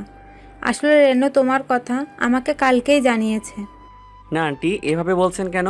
তখনই রেনু আমাদের থামিয়ে দিয়ে বলল, মা, তোমাদের কথা বলা শেষ হলে এবার খাবার দাও, খুব খিদে পেয়েছে। আর আব্বু কোথায়? তোর বাবা তো এখনো অফিস থেকে ফেরেনি। তোরা ফ্রেশ হয়ে খাবার টেবিলে আয়, আমি খাবার দিচ্ছি। তারপর রেনু আমাকে একটা রুমে নিয়ে গেল। বলল, ফ্রেশ হয়ে নিচে চলে এসো, ওকে? রুমটা খুবই সুন্দরভাবে গোছানো। এরপর রেনু চলে যায়। আমিও ফ্রেশ হয়ে নিচে আসি। নিচে এসে দেখলাম রেনু একজন আঙ্কেলের সাথে কথা বলছে। আমি বুঝতে পারলাম এটাই রেনুর বাবা। আমি কি জিজ্ঞেস করলাম, কেমন আছেন আঙ্কেল? তিনি আমার দিকে তাকিয়ে থেকে বললেন, তুমি আশিক তাই না? হুম। তখন আঙ্কেল আমায় কি একটা বলতে যাবে, রেনু তাকে থামিয়ে দিয়ে বলে, তোমার যা জানার ইচ্ছা পরে জেনে নিও, এখন প্লিজ খেতে বসো, আমার খুবই খিদে পেয়েছে। রেনুর কথায় সবাই খেতে বসে পড়ি। তারপর খাওয়া দাওয়ার পর আমি রুমে চলে আসি। শরীরটা খুব ক্লান্ত ছিল, তাই এসেই ঘুমিয়ে পড়ি। তখনই কেউ আমাকে ঠেলে ঘুম থেকে উঠালো। চোখ খুলতেই দেখি রেনু। আমি সাথে সাথে উঠে বসে পড়ি। বললাম, তুমি এখানে কি করছো? কেন, আমি আসতে পারি না? আর এমনি এমনি আসিনি, তুমি কি ওষুধ খেয়েছো? না, খাইনি। আসলে একটু বেশি ক্লান্ত লাগছিল, তাই বিছানায় শুতেই ঘুম চলে আসে। ঠিক আছে, এই নাও ওষুধটা খেয়ে ঘুমিয়ে পড়ো, কালকে কথা হবে। তারপর রেনু একটা মিষ্টি হাসি দিয়ে চলে যায়। মেয়েটা খুবই ভালো, সরলতা আছে তার সব কিছুতেই। এত বড়লোক বাপের একমাত্র মেয়েরা সাধারণত এমন হয় না, এটা বলতেই হবে। রেনু সবার থেকে আলাদা। আপনারা হয়তো ভাবছেন আমি রেনুর প্রেমে পড়েছি। না ভাই, আমি ওই দিকটাতে আর যেতে চাই না, আর কোনো রকম সম্পর্কেও জড়াতে চাই না। আমি বাকি জীবনটা একা একাই কাটাতে চাই, কারণ আমি নতুন করে কোনো সম্পর্কে জড়াতে চাই না, আর কোনো রকম অবহেলাও পেতে চাই না। অবহেলা অনেক কষ্টের। তবে রেনুর এই এত কেয়ারিং দেখে আমার একটু ভয়ও করছে। এটা কি শুধু বন্ধুত্ব আর দায়িত্ববোধ থেকে, নাকি অন্য কিছু? রেনুদের বাড়িতে আছি 5 দিন। এই কয়দিনে আমি একেবারে সুস্থ হয়ে গেছি। আমাকে রেনুরা যেন তাদের পরিবারেরই একজন করে নিয়েছে। রেনুর মা আমাকে নিজের ছেলের মতোই দেখেন। তবে রেনুর বাবা একটু গম্ভীর প্রকৃতির, কিন্তু মানুষ হিসেবে খুবই ভালো। রেনুকে নিয়ে আমার যে ভয় ছিল সেটাই সত্যি হলো, কারণ এই কয়দিনে রেনুর ব্যবহার সেটাই নিশ্চিত করেছে। আমার প্রতি রেনুর যে কেয়ারিং, সেটা ভালোবাসাই। কারণ রেনু আমাকে সবসময় শাসন করেছে, এটা করো না, ওটা করো না, ইত্যাদি ইত্যাদি। তারপর খাবার খেতে না চাইলে নিজের হাতে জোর করে খাইয়ে দেয়। আমার পছন্দগুলো সব খুঁচিয়ে খুঁচিয়ে জেনে নিয়েছে। এখন সে আমার পছন্দের শাড়ি পরে, সে শাড়ি পরা জানতো না, কিন্তু আমার জন্য শিখে নিয়েছে। তারপর আমার পছন্দের খাবারগুলো রান্না করে খাওয়াচ্ছে। রেনু আগে নাকি কখনো রান্না করে যেত না, কিন্তু এখন সে প্রতিবেলায় রান্না করে যায়। আমার জন্য কফি, চা, কখনো আবার জুস বানিয়ে আনে। আমাকে বলতেই হবে, রেনুর রান্নার হাত অনেক ভালো, মেয়েটাও অনেক অনেক ভালো। কিন্তু আমি এখানে আর থাকতে পারবো না। আমার জন্য রেনু কষ্ট পাক আমি চাই না। তাছাড়া আমি বিবাহিত, আমার অতীত অনেক খারাপ। রেনু আমার চেয়ে অনেক ভালো কাউকে ডিজার্ভ করে, আমি তার যোগ্য নই। তাই আমি চলে যাব বলে ঠিক করলাম। তাই কাপড় চোপড় সব গুছিয়ে নিলাম। এরপর ব্যাগ নিয়ে নিচে আসতেই দেখি রেনু আর তার বাবা মা নিচেই বসার ঘরে বসে আছে। আমি তাদের সামনে যেতেই রেনু দাঁড়িয়ে গেল, আমার দিকে অবাক দৃষ্টিতে তাকিয়ে বলল, তুমি ব্যাগ নিয়ে এখানে কেন? কোথায় যাবে তুমি? দেখো রেনু, অনেক দিন তো হলো, আর কতদিন তোমাদের বাড়িতে এইভাবে থাকবো? আমি তো সারা জীবন তোমাদের এখানে থাকতে পারবো না। আসলে আমি এখানে চাকরি খোঁজার জন্য এসেছিলাম। এতদিন তোমাদের বাড়িতে আছি, আমার কেমন যেন লাগছে। এভাবে বসে বসে সময় কাটানোটা আমার ভালো লাগছে না। তাই এবার গিয়ে একটা চাকরি খুঁজতে হবে। তাই আমি এখান থেকে আজকেই চলে যেতে চাচ্ছি। তোমাদের সবাইকে অনেক ধন্যবাদ। তোমরা আমার আপনজন না হয়েও আমাকে অনেক ভালোবাসা দিয়েছো। সেই জন্য আমি সারা জীবন তোমাদের প্রতি কৃতজ্ঞ হয়ে থাকবো। রেনু, তোমার মতো বন্ধু সবার ভাগ্যে জুটে না। আমি অনেক ভাগ্যবান যে তোমার মতো এত ভালো একজন বন্ধু আমার জীবনে এসেছে। কথাগুলো আমি অন্যদিকে তাকিয়ে একটানা বলে গেলাম। চেয়ে দেখি আমার কথা শুনে তারা সবাই দাঁড়িয়ে পড়েছে। রেনুর চোখে জল চিকচিক করছে। এই বুঝি বৃষ্টি নামবে। তখন আঙ্কেল বললেন, এসব কি বলছো তুমি বাবা? আমরা তো তোমার আপনজনই। আর বিশ্বাস করো, তোমার এখানে থাকতে আমাদের কারো কোনো সমস্যা হচ্ছে না, বরং আমাদের আরও ভালো লাগে তোমার সাথে সময় কাটাতে। না আঙ্কেল, এমন কেন বলছেন? আসলে কাজ না করে থাকতে আমার কাছে ভালো লাগে না। তাছাড়া আমি কি একেবারে চলে যাচ্ছি নাকি? যখন মন চাইবে তখন আপনাদের সাথে আড্ডা মারতে চলে আসব। আর আন্টির হাতের খাবার খেতে তো অবশ্যই আসব। চেয়ে দেখি অলরেডি রেনুর কান্না শুরু হয়ে গেছে। এখানে থাকা আর নিরাপদ নয়। আমি দ্রুত বেরিয়ে আসতে যাব, তখন শুনতে পেলাম রেনুর কান্না মিশ্রিত রাগী কণ্ঠ। তুই যদি আর এক পা আগাস তাহলে হাত পা ভেঙে আবার হাসপাতালে ফেলে আসবো। এই মেয়ে বলে কি? তবে এই মেয়ের কোনো বিশ্বাস নেই। রাগের মাথায় সব কিছু করতে পারে। তাই পা সামনে আগানোর সাহস করে উঠতে পারলাম না। আমি ওখানে থেমে যাই। তখনই দ্রুত পায়ে রেনু আমার সামনে এসে দাঁড়ালো। চেয়ে দেখি রেনুর চোখ আর নাক পুরো লাল হয়ে গেছে। রাগ আর কান্নার জন্যই এমন হয়ে গেছে। আমি ভয় মিশ্রিত চোখে ওর দিকে তাকিয়ে আছি। তখন নিশি বলতে লাগলো, খুব কাজ করার ইচ্ছে না তোর? কাজ করার জন্য একেবারে পাগল, তাই না? আমিও দেখব তুই কত কাজ করতে পারিস। তোকে অফিসে কাজ খুঁজতে হবে না, আমাদের অফিসে তোর মতো এমন কাজের লোকই দরকার। কথাটা বলে রেনুর তার বাবাকে উদ্দেশ্য করে বলল, বাবা, আমাদের অফিসে ওর একটা কাজের ব্যবস্থা করে দিও। আরে এই কথাটা তো আমার মাথায় আসে নাই। অফিসের একটা সিনিয়র পোস্ট অনেক দিন থেকে খালি পড়ে আছে। আশিক তাইলে ওই পোস্টে জয়েন করুক। ব্যাস হয়ে গেল। আমার যাওয়ার সকল রাস্তা এখন বন্ধ। তখনই রেনু আমার হাত থেকে প্রায় ছো মেরে ব্যাগটা নিয়ে সোজা উপরে চলে গেল। আর আমি হতভম্ব হয়ে দাঁড়িয়ে আছি। তখন আঙ্কেল আমাকে বললেন, তাহলে ইয়াংম্যান, কাল থেকেই কাজ শুরু করে দাও। আমি শুধু মাথা নেড়ে সম্মতি জানালাম। এখন আমি কি করব? আমি তো অন্য একটা কারণে চলে যেতে চেয়েছিলাম। আর রেনুকেও বোঝানো মুশকিল, যেই রাগী মেয়ে। এরপর আমি উপরে চলে আসি। আমার রুমে ঢুকেই দেখি রেনু বসে আছে। আমি ঢুকতেই রাগীভাবে আমার দিকে তাকালো আর বলল, তুমি চলে যেতে যাচ্ছিলে কেন? আর শোনো, ফার্দার যেন আর এরকমটা না হয়। কথাটা বলেই আমার কাছে এসে গালে চট করে একটা কিস করে দৌড়। আমি ওখানে দাঁড়িয়ে থেকে ভাবতে লাগলাম, আমি কি করব? কি করে রেনুকে বলবো যে ও যেটা ভাবছে সেটা কখনো সম্ভব নয়? আমার অতীতটা ওকে কিভাবে বলবো? আমার অতীত জানার পর রেনুর কী রিয়াকশন হবে? তারপর সোজা ওয়াশরুমে চলে যাই। ফ্রেশ হয়ে বের হয়ে আসতেই দেখি রেনু হাজির। রেনুকে দেখে তো বড়সড় একটা ক্রাশ খেলাম। আজ পর্যন্ত রেনুকে এতটা সাজতে দেখিনি। নীল শাড়িতে রেনুকে একেবারে নীল পরীর মতো লাগছে। আমি অপলক রেনুর দিকে তাকিয়ে আছি। রেনুর ডাকে আমার ঘোর কাটলো। রেনু আমার দিকে তাকিয়ে মুচকি হাসি দিয়ে বলল, এমন হা করে থাকলে মুখে শুধু মশা মাছি না, ডাইনোসর ঢুকে যাবে। আমি কিছুটা ইতস্ততভাবে বললাম, কী সব বলো তুমি? তোমার দিকে হা করে দেখার কি আছে? আমি তো দেখছিলাম তুমি এতটা ময়দা মাখছো কেন? রেনু রেগে আগুন হয়ে গেছে। কি কি বললে তুমি? আমি ময়দা মাখি?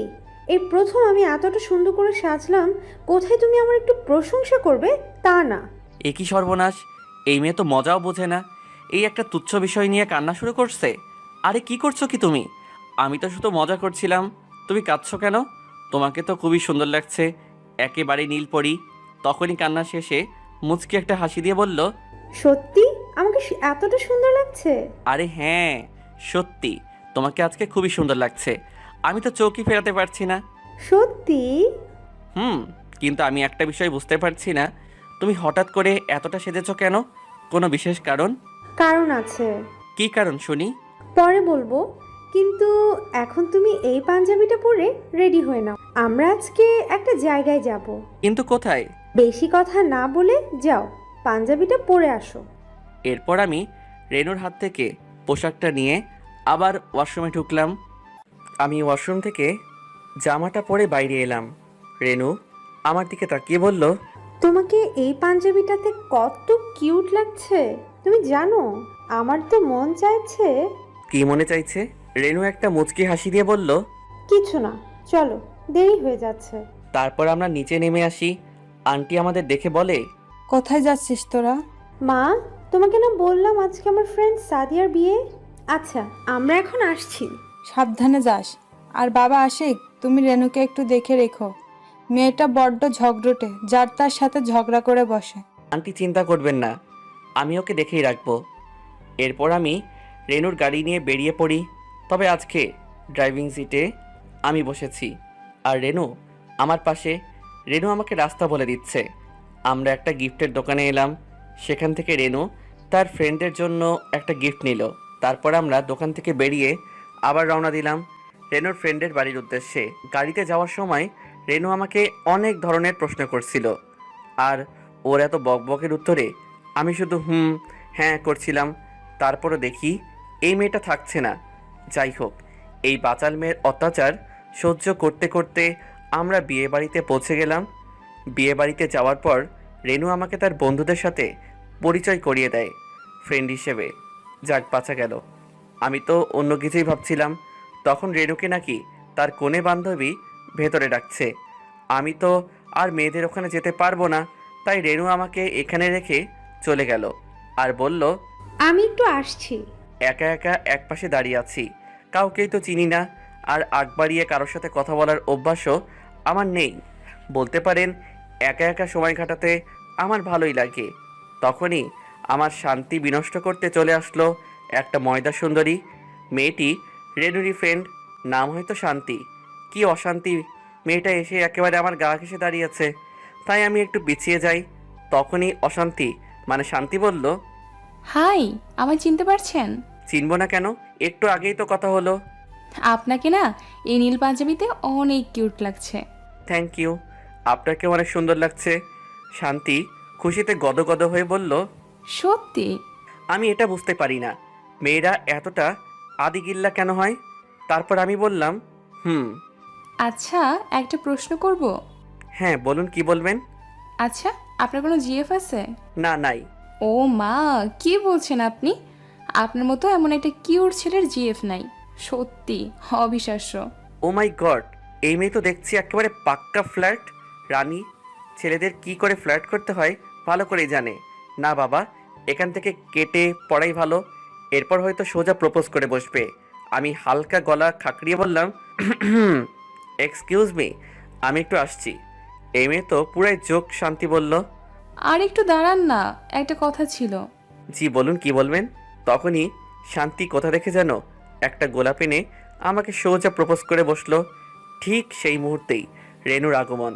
রেনুর আগে ফুঁসতে ফুঁসতে কাছে এসে এমন একটা ধাক্কা দিল যে শান্তি সামলাতে না পেরে পাশে থাকা ছেলেটার উপর গিয়ে পড়ে। তারপর রেনু শান্তিকে উদ্দেশ্য করে বলে, হারামজাদি, তোর সাহস কি করে হলো আশিককে প্রপোজ করার? তাতে তোর সমস্যা কি? আশিক তোর বিএফ নাকি বিয়ে করা বর যে অন্য কেউ তাকে প্রপোজ করতে পারবে না? আন্টি আমাকে আগে সাবধান করে দিয়েছিল যে রেনু ঝগড়ুটে একটা মেয়ে। এই জন্য রেনু শান্তির পুরো একটা লঙ্কাকাণ্ড বাঁধিয়ে দিচ্ছে। এখন আমি কি করব? বিয়েবাড়ির সবাই আমাদের দিকে তাকিয়ে আছে। আমি তখন রেনুকে রীতিমতো টানতে টানতে নিয়ে অন্যদিকে নিয়ে গেলাম। রাগে রেনুর নাক মুখ পুরো লাল হয়ে গেছে। আমি জিজ্ঞেস করলাম, তুমি এটা কি করলা? শুধু শুধু শান্তির সাথে এইভাবে ঝগড়া কেন করছিলে? ওই শান্তির সাহস কি করে হয় তোমাকে প্রপোজ করার? আর উল্টা এই প্রশ্ন করলাম না যে তাতে তোমার কি, কারণ যদি এই প্রশ্নটা করে ফেলি তাহলে আমার কপালে শনি আছে। রাগের মাথায় রেনু আমাকে প্রপোজ কি বিয়ে করে ফেলতে পারে। তাই আর কথা বাড়াতে না গিয়ে রেনুকে বললাম, এসব বাদ দাও, এখন চলো, বিয়ে শুরু হতে যাচ্ছে। তারপর রেনু কিছুটা শান্ত হয়ে আমার হাতটা শক্ত করে জড়িয়ে ধরে বিয়ের জায়গায় পৌঁছালো। আমি আর কিছু বললাম না। রেনু ওই পুরো অনুষ্ঠানে আমার হাতটা একবারের জন্য ছাড়ে নাই। তারপর সব কিছু সম্পন্ন করে বিয়ে বাড়ি থেকে বের হতে অনেকটা রাত হয়ে গেল। আমরা গাড়িতে গিয়ে উঠলাম। গাড়ি স্টার্ট দিতে দিতেই মুষলধারে বৃষ্টি শুরু হয়ে গেল। তখন ঘটল আরেক বিপত্তি। বাড়ির 1 কিলোমিটার কাছাকাছি আসতেই গাড়ি বাবাজি যান ছেড়ে দিলেন। এখন কি করব? বাইরে এত বৃষ্টি, তারপর এত রাতে কোনো গাড়িও পাওয়া যাবে না, আর সারা রাত এখানেও থাকতে পারবো। তখন আমি রেনুর দিকে তাকিয়ে দেখি ও খুবই খুশি। আমি রেনুকে জিজ্ঞাসা করলাম, এই বিপদে তুমি এত খুশি হচ্ছ কেন? রেনু হাসি মুখে জবাব দিল যে তার নাকি বৃষ্টিতে ভিজতে খুব পছন্দের, সে নাকি বৃষ্টি নামলেই বৃষ্টিতে ভিজা শুরু করে। কথাটা বলতে দেরি রেনু গাড়ি থেকে নেমে বৃষ্টিতে ভিজা শুরু করলো। আমি তো পুরাই রেনুর এই কাণ্ড দেখে। রেনু বাইরে গিয়ে বাচ্চাদের মতো নাচানাচি শুরু করে দিয়েছে আর খিলখিল করে হাসছে। সে কি হাসি! কারো হাসিও এত সুন্দর হতে পারে? আমি অবাক দৃষ্টিতে রেনুর দিকে তাকিয়ে আছি। তখন দেখি রেনু থেমে গিয়ে আমার দিকে তাকিয়ে আছে। রেনু ইশারায় জিজ্ঞাসা করলো, কি হয়েছে? আমার দিকে এভাবে তাকিয়ে আছো কেন? আমিও মাথা নেড়ে জবাব দিলাম, কিছু না। তখন দেখি রেনু আমাকেও ডাকছে। আমি না করে দিলাম। কারণটা তো আপনারা ভালো করেই জানেন, আমার বৃষ্টি সহ্য হয় না। কিন্তু কে শুনে কার কথা? আমাকে কিছু বলতে না দিয়েই রেনু আমাকে টেনে গাড়ি থেকে নামায়। কি আর করা, আমিও রেনুর সাথে যোগ দিলাম। ভালোই লাগছে রেনুর সাথে এভাবে বৃষ্টিতে ভিজতে। তারপর আমরা বৃষ্টিতে ভিজতে ভিজতেই হেঁটে বাড়ির দিকে রওনা দিলাম। কিছুক্ষণ পর বৃষ্টি কিছুটা হালকা হয়ে যায়, কিন্তু ঠান্ডা বাতাস বইতে শুরু করে। তখন দেখি রেনু আমার সাথে একেবারে গা ঘেঁষে হাঁটতেছে, আমার হাতটা শক্ত করে জড়িয়ে ধরে আছে। আমি লক্ষ্য করলাম ঠান্ডা বাতাসের কারণে রেনু শীতে ঠকঠক করে কাঁপছে। এখন আমি কি করি? আমার কাছে কোনো কোট নেই যে রেনুর গায়ে চাপিয়ে দেব। আশেপাশে কোনো দোকানও দেখছি না, আর এদিকে শীতের কারণে রেনুর অবস্থা খারাপ হয়ে যাচ্ছে। এই মায়ারে কেটাই কইছিল এমনি নাইচ্চা নাইচ্চা বৃষ্টিতে ভিজতে। রেনু শীতে এতটাই কাবু হয়ে গেছে যে ঠিক মতো হাঁটতেও পারছে না। আমি কোনো উপায়ান্তর না দেখে রেনুকে কোলে তুলে নিলাম। রেনুর সাথে সাথে আমার গলা জড়িয়ে ধরে একেবারে বুকের সাথে মিশে যেতে চাইলো। এখনও কাঁপছে সে, তাই আমি দ্রুত হাঁটতে লাগলাম। কিছুক্ষণের মধ্যেই বাড়ি পৌঁছে গেলাম। দরজার সামনে এসে আমি রেনুকে নামিয়ে দেই। রেনুর দিকে তাকাতেই দেখি লজ্জায় চোখ নামিয়ে নিছে, আর দেখি মিটি মিটি হাসছে। লজ্জার কারণটা তো বুঝলাম, কিন্তু মেয়েটা হাসছে কেন? তারপর দরজার কলিং বেল টিপতেই আন্টি বেরিয়ে এলো। আন্টি আমাদের দেখে তো পুরো টাসকি খাইয়া গেল, কারণ আমরা পা থেকে মাথা অবধি পুরো কাক ভেজা হয়ে গেছি। আন্টি ব্যস্তভাবে জিজ্ঞেস করলেন, তোদের এই হাল কি করে? এরপর রেনুই তার মাকে সব কিছু বলে। তারপর দেখি আন্টি আমার দিকে কেমন যেন সূক্ষ্ম দৃষ্টিতে তাকিয়ে আছে। আমি কোনো কারণ উদ্ধার করতে না পেরে আন্টিকে জিজ্ঞেস করে ফেললাম যে, কি হয়েছে আন্টি, আমার দিকে এভাবে তাকিয়ে আছেন কেন? তখন আন্টি আমার বুকের বাম দিকে পাঞ্জাবিতে আঙুল তাক করে বললেন, এখানে কি হয়েছে বাবা? তাকিয়ে দেখি লিপস্টিকের দাগ কাম সারছে। এটা নিশ্চয়ই রেনুর কাজ, আর এজন্যই হাসছিল। আজকালকার মেয়েরা কি ধরনের লিপস্টিক ব্যবহার করে আল্লাহ জানে, এত ভেজার পরও উঠে নাই।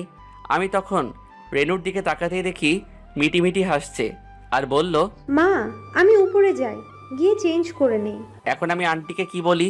তখনই মাথায় একটা বুদ্ধি এলো। আমি বললাম, আন্টি আসলে বিয়েবাড়িতে একটা মেয়ে হুমড়ি খেয়ে পড়ে যাচ্ছিল, আমি তাকে ধরে ফেলি, তখনই হয়তো। ও আচ্ছা, ঠিক আছে, জলদি ঘরে গিয়ে চেঞ্জ করে নাও, নয়তো আবার অসুখ করবে। আমি ছাড়া পেয়ে সোজা উপরে চলে আসি আর চেঞ্জ করে ঘুমিয়ে পড়ি। আশ্চর্য ব্যাপার, আমার কোনো রকম জ্বরই আসলো না। যাই হোক, সকালে ঘুম ভাঙে রেনুর মিষ্টি ডাকে। রেনু বলে, স্যার, আপনি নাকি অফিস যাবেন? এতটা বেলা পর্যন্ত ঘুমালে কি করে হবে? লাফিয়ে উঠে দেখি 9টা বাজতে চললো, তাই উঠেই ওয়াশরুমে চলে যাই। বাইরে এসে দেখি রেনু আমার জন্য উপরেই নাস্তা নিয়ে এলো। আমি তড়িঘড়ি করে নাস্তা শেষ করি। এরপর নিচে এসে দেখি রেনুও সাজুগুজু করে রেডি। আমাকে বলল আমি যেন তাকে ভার্সিটিতে নামিয়ে দিয়ে যাই। আপনাদের তো বলাই হয়নি, রেনু এবার অনার্স লাস্ট ইয়ারে পড়ে। তারপর আমরা আন্টির থেকে বিদায় নিয়ে বেরিয়ে পড়ি। পুরো রাস্তা রেনুর টেপ রেকর্ডার চালু ছিল। আমি ভেবে পাই না এই মেয়ে এত কথা বলে কিভাবে। রেনুকে কলেজে নামিয়ে অফিসে চলে আসি। আঙ্কেল আমাকে আমার কেবিন দেখিয়ে দিলেন, আর একজন বয়স্ক লোক এসে আমার কাজগুলো বুঝিয়ে দিল। আমার খুবই ভালো লাগছে। অনেক দিন পর আবার কাজে ফিরলাম। ফুরফুরে মেজাজেই কাজ চালিয়ে গেলাম। এভাবে কেটে গেল 1 সপ্তাহ সময়। আমি অফিসে চলে এলে রেনু বারবার ফোন দিয়ে আমাকে বিরক্ত করত, আর সব সময় বলতো আমি যেন কোনো মেয়ের আশেপাশে না যাই। একবার তো রেনুর কলেজের এক মেয়ের সাথে কথা বলার সময় রেনু এসে হাজির হয়ে যায়। আর মেয়েকে কি ঝাড়ি দিয়েছিল মাইরি, কি বলবো। সবার সামনে আমার ইজ্জতের ফালুদা করে আমাকে রেখে গাড়িতে নিয়ে চলে গিয়েছিল। পরে আবার ন্যাকা কান্না কেঁদে সরিও বলে। অবশ্য রেনুর এই দুষ্টু মিষ্টি শাসনগুলো কেন জানি আমারও ভালো লাগে। একদিন কাজ করছিলাম, তখন আঙ্কেল আমাকে ফোন করে বলল, যত তাড়াতাড়ি সম্ভব বাড়িতে চলে আসো। ভাবলাম নিশ্চয়ই বড় কিছু ঘটেছে, তাই তখনই আমি বেরিয়ে পড়ি। বাড়ির গেটে প্রবেশ করতে দেখি বাড়ি থেকে 3 জন মানুষ বেরিয়ে আসছে। একজন মাঝবয়সী মহিলা আর একজন লোক, সাথে আমার বয়সী একটা ছেলে। মাথায় রুমাল চেপে আসে। খেয়াল করে দেখলাম মাথা থেকে রক্ত বের হচ্ছে। আমি গাড়ি থেকে নামার আগেই তারা গাড়িতে উঠে চলে যায়। আমি বাড়িতে ঢুকতে দেখলাম আঙ্কেল আমার দিকে রাগীভাবে এগিয়ে এলো আর বলল, তুমি আমাদের সাথে এরকমটা কি করে করতে পারলে? আমি আঙ্কেলের এরকম রাগী চেহারা দেখিনি। উনি সবসময়ই আমার সাথে হেসে কথা বলেছেন। আমি তো ভয়ে চুপসে গেলাম। আমতা আমতা করে জিজ্ঞাসা করলাম, কি করেছি আঙ্কেল? কি করেছো মানে? তুমি আর রেনু একে অপরকে ভালোবাসো, এটা আমাদের থেকে লুকিয়ে রেখেছো কেন? তোমরা যদি আমাদেরকে আগে থেকেই বলে দিতে তাহলে রেনুর জন্য আর পাত্র খুঁজতে হতো না। রেনুর জন্য তোমার থেকে ভালো পাত্র আর হতে পারে না। তাছাড়া তোমরা আগেই বলে দিলে আজকে ওই ছেলেটার মাথাটা ফাটাতো না। মানে একটু আগে যে ছেলেটা গেল ওর কথা বলছেন? কিন্তু ওর মাথা ফাটলো কি করে? আমি ফাটিয়েছি। সব কত আমাকে বিয়ে করতে এসেছিল, আবার বলে কি না পাত্রীর সাথে আলাদা কথা বলতে চায়। তাই দিছি রুমে নিয়ে আচ্ছা মতো ধোলায়। তাহলে আমি তাড়াতাড়ি তোমাদের বিয়ের ব্যবস্থা করে ফেলি, কি বলো তুমি? দাঁড়ান আঙ্কেল, তার আগে আমি আপনাদের কিছু বলতে চাই। আসলে আমি প্রথম থেকেই বুঝতে পেরেছিলাম যে রেনু আমাকে ভালোবাসে। কিন্তু আঙ্কেল, আমার পক্ষে রেনুকে বিয়ে করা সম্ভব নয়। কেন, তুমি কি আমায় পছন্দ করো না? আসলে ব্যাপারটা সেটা না। তুমি অনেক ভালো মেয়ে, তোমাকে না পছন্দ করার কোনো কারণই নেই। তাহলে আমাকে বিয়ে করতে তোমার প্রবলেমটা কোথায়? সমস্যা আছে, অনেক বড় সমস্যা। আর সেটা হলো আমার অতীত। আমার অতীত জানলে তুমি নিজেই আমাকে বিয়ে করতে চাইবে না, উল্টো আমাকে ঘৃণা করবে। তোমার অতীতে এমন কি আছে যে সেটা জানলে আমরা তোমাকে ঘৃণা করব? চাই না জানতে তোমার এমন অতীত। আমি এমনিই ঠিক আছি। না, সেটা হয় না। আমি চাই না বিয়ের পর তুমি কিছু জেনে কষ্ট পাও। তার চেয়ে এখন জেনে নেওয়াটাই ভালো। আমি বলছি, শোনো, আমি প্রথম থেকেই তোমাদের মিথ্যে বলে আসছি। আসলে আমি অনাথ নই, আমার একটা পরিবার আছে। কি, তুমি অনাথ নও? না, আর একটা বড় সত্য আছে। হয়তো তোমার খারাপ লাগতে পারে, কিন্তু তোমার জানা উচিত রেনু, আমি একজন ধর্ষক। আমি একটা মেয়েকে জোর করে ধর্ষণ করেছিলাম, আর তারপর বিয়ে। কি কি বলছো তুমি এসব পাগলের মতো? তারা সবাই আমার দিকে অবাক চোখে তাকিয়ে আছে। তারা যেন বিশ্বাসই করতে পারছে না। এটাই সত্যি। এরপর আমি তাদের সবাইকে আমার জীবনে ঘটে যাওয়া সব কিছুই খুলে বললাম। আমি কথাগুলো শেষ করে তাদের দিকে তাকালাম।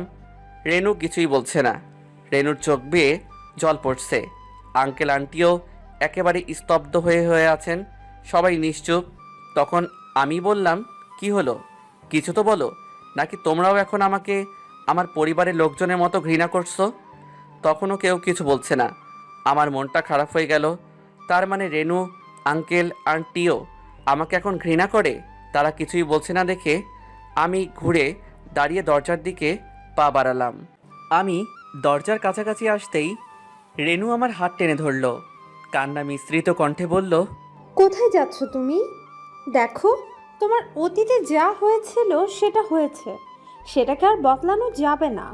কিন্তু বিশ্বাস করো, আমি তোমাকে এখনো খুব বেশি ভালোবাসি। আমি তোমাকেই বিয়ে করতে চাই। বিশ্বাস করো, তোমাকে কোনো দিন তোমার অতীত নিয়ে কোনো প্রশ্ন করব না। তুমি প্লিজ আমাকে ফিরিয়ে দিও না।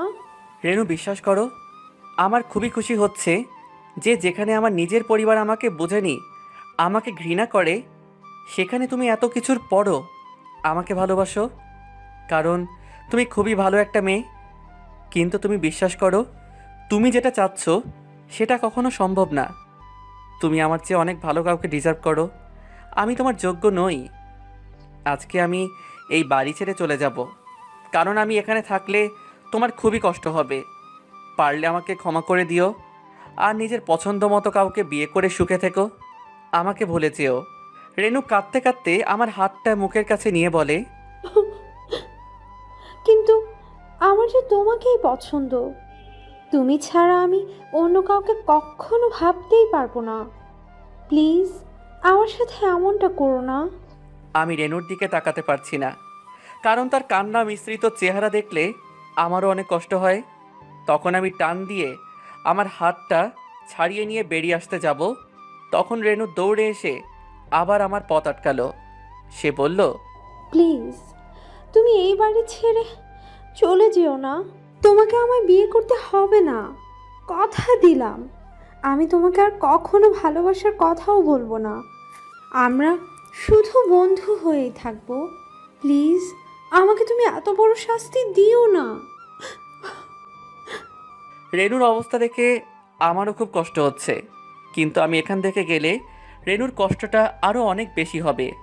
আমি ওর সামনে থাকলে সে নতুন করে জীবনটা শুরু করতে পারবে না, তাই আমাকে যেতেই হবে। তাই আমি রেনুকে পাশ কাটিয়ে বেরিয়ে পড়লাম।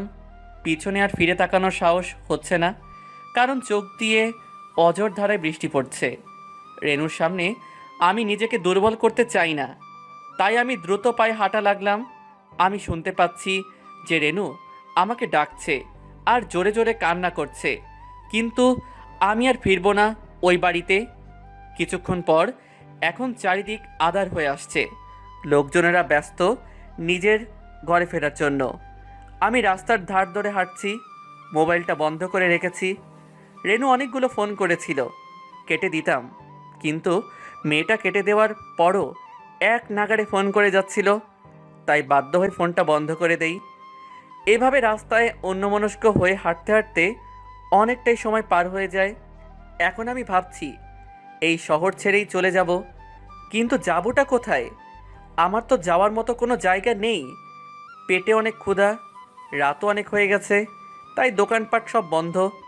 কয়টা বাজে সেটা দেখার জন্য ফোনটা অন করলাম। ফোনটা অন করেই আমি পুরা হতভম্ব হয়ে গেলাম। এতগুলো ফোন, সবগুলোই রেনুর নাম্বার থেকে এসেছিল, আর শেষের দিকে কয়েকটা আঙ্কেলের নাম্বার থেকে রেনু ফোন থেকে অনেকগুলো এসএমএসও এসেছে। সবগুলোতে একই কথা, আশিক প্লিজ আমাকে ছেড়ে যেও না, আমি তোমাকে ছাড়া বাঁচতে পারবো না, তুমি প্লিজ ফিরে এসো। তুমি যদি এখনই না আসো আমাকে আর কোনো দিনও দেখতে পারবে না। এই মেসেজটা পড়ে আমার ভেতরটা কেমন যেন মোচড় দিয়ে উঠল। মেয়েটা সত্যি খারাপ কিছু করে বসেনি তো? তখনই আমার মোবাইলে আঙ্কেলের ফোন আসলো। আমি সাথে সাথে ফোনটা রিসিভ করে বলতে লাগলাম, আঙ্কেল, রেনু ঠিক আছে তো? ও আবার খারাপ কিছু করে বসেনি তো? ওপাশ থেকে আঙ্কেল বলল, বাবা তুমি জলদি সদর হাসপাতালে চলে আসো, রেনু সুইসাইড করার চেষ্টা করছিল, আমি ওকে এখন হাসপাতালে নিয়ে এসেছি, তুমি জলদি এখানে চলে এসো। কথাটা শুনে আমার হাত থেকে মোবাইলটা পড়ে গেল। আমি আর এক মুহূর্ত সময় নষ্ট না করে হাসপাতালের উদ্দেশ্যে রওনা দিলাম। আমি যখন হাসপাতালে পৌঁছাই তখনই দেখতে পেলাম আন্টি বসে বসে কান্না করছেন, আর আঙ্কেল তাকে সান্ত্বনা দেওয়ার বৃথা চেষ্টা করছেন। আমি ওদের সামনে যেতেই আন্টি উঠে দাঁড়িয়ে বলতে লাগলেন, এখানে কেন এসেছিস? আমার মেয়েটা মরেছে কিনা সেটা দেখার জন্য? আন্টির কথায় কিছু মনে করিনি, কারণ তিনি একজন মা। মায়ের সামনে যদি সন্তানের কোনো ক্ষতি হয় সেটা মায়েরা মেনে নিতে পারেন না। আঙ্কেলের কাছে গিয়ে বললাম, রেনু এখন কোথায়, কেমন আছে ও? ডাক্তার ভেতরে ও চিৎকার করছে। তিনি কথাটা বলতে বলতেই ডাক্তার বেরিয়ে এলেন, বললেন, রোগীর অনেকটা রক্ত বেরিয়ে গেছে, জলদি রক্তের ব্যবস্থা করেন। এখন আমি ও পজিটিভ রক্ত কোথায় পাবো? এই রক্ত তো খুব সহজে পাওয়া যায় না। ডাক্তার আমি রক্ত দেব, আমার রক্ত ও পজিটিভ। তাহলে জলদি আসুন। একটা নার্স আমাকে নিয়ে যায়। আমি গিয়ে দেখি রেনু অজ্ঞান হয়ে আছে, মুখটা অনেক মলিন হয়ে গেছে। আমি রেনুর দিকেই তাকিয়ে আছি। আমি ভাবতে লাগলাম, রেনুর কি দোষ? আমি ওকে কেন এত কষ্ট দিচ্ছি? ও তো শুধু আমাকে ভালোই বেসেছিল, তার বিনিময়ে মেয়েটাকে শুধু আমি কষ্টই দিলাম। রেনুর জন্যই আমি আজকে বেঁচে আছি, ওর জন্যই তো আমি একটা অবহেলা মুক্ত জীবন পেয়েছি। তাহলে আমি কেন ওকে কষ্ট দিচ্ছি? এগুলো ভাবতে ভাবতে আমার চোখ দুটো জলে ভরে উঠল। রক্ত নেওয়া শেষ হলে আমি বাইরে চলে আসি। কিছুক্ষণ পর ডাক্তার বেরিয়ে বললেন, চিন্তার কোনো কারণ নেই, রোগী এখন সম্পূর্ণ বিপদমুক্ত। আমরা সবাই যেন হাঁপ ছেড়ে বাঁচলাম। তখন আমি বললাম, আমরা কি এখন রেনুর সাথে দেখা করতে পারি? হ্যাঁ, তা পারেন, তবে একজন একজন করে। আমি যাব আমার মেয়ের সাথে দেখা করতে। কিন্তু আঙ্কেল আন্টিকে থামিয়ে দিয়ে বললেন, আশিক তুমি যাও আগে, এতে রেনুরই ভালো হবে। তো আমি সাথে সাথে কেবিনের ভেতরে ঢুকলাম। ঢুকতেই দেখি রেনু চোখ বন্ধ করে শুয়ে আছে। আমি গিয়ে তার পাশেই বসলাম। আমি তার পাশে বসতেই রেনু চোখ খুলে ফেলে, আমাকে দেখে মুখ ঘুরিয়ে নেয়। আমি বললাম, কি হলো, কথা বলবে না আমার সাথে? দেখো, আমি কিন্তু এখানে শুধুমাত্র তোমার সাথে কথা বলার জন্য এসেছি। থাক, কথা বলতে হবে না, শুধু এটাই বলো, শুধু শুধু বোকার মতো মরতে গেলে কেন? অবশ্য তোমার মতো মেয়েরা বোকাই হয়। আরে, যে ছেলেটা তোমার ভালোবাসাকে বুঝতেই পারেনি, তার জন্য মরতে গেছিলে। একবার তোমার বাবা মায়ের কথা ভাবলে না? তুমি তো তাদের একমাত্র মেয়ে। তুমি চলে গেলে তাদের কি হবে?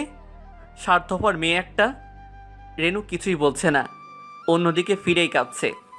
তখন আমি বললাম, ঠিক আছে, তুমি যখন কথাই বলবে না, তাহলে ঠিক আছে, আমিও গেলাম।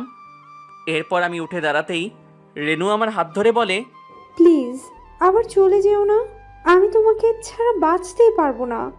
তুমি যদি আমাকে বিয়ে না করো তাহলে আবার।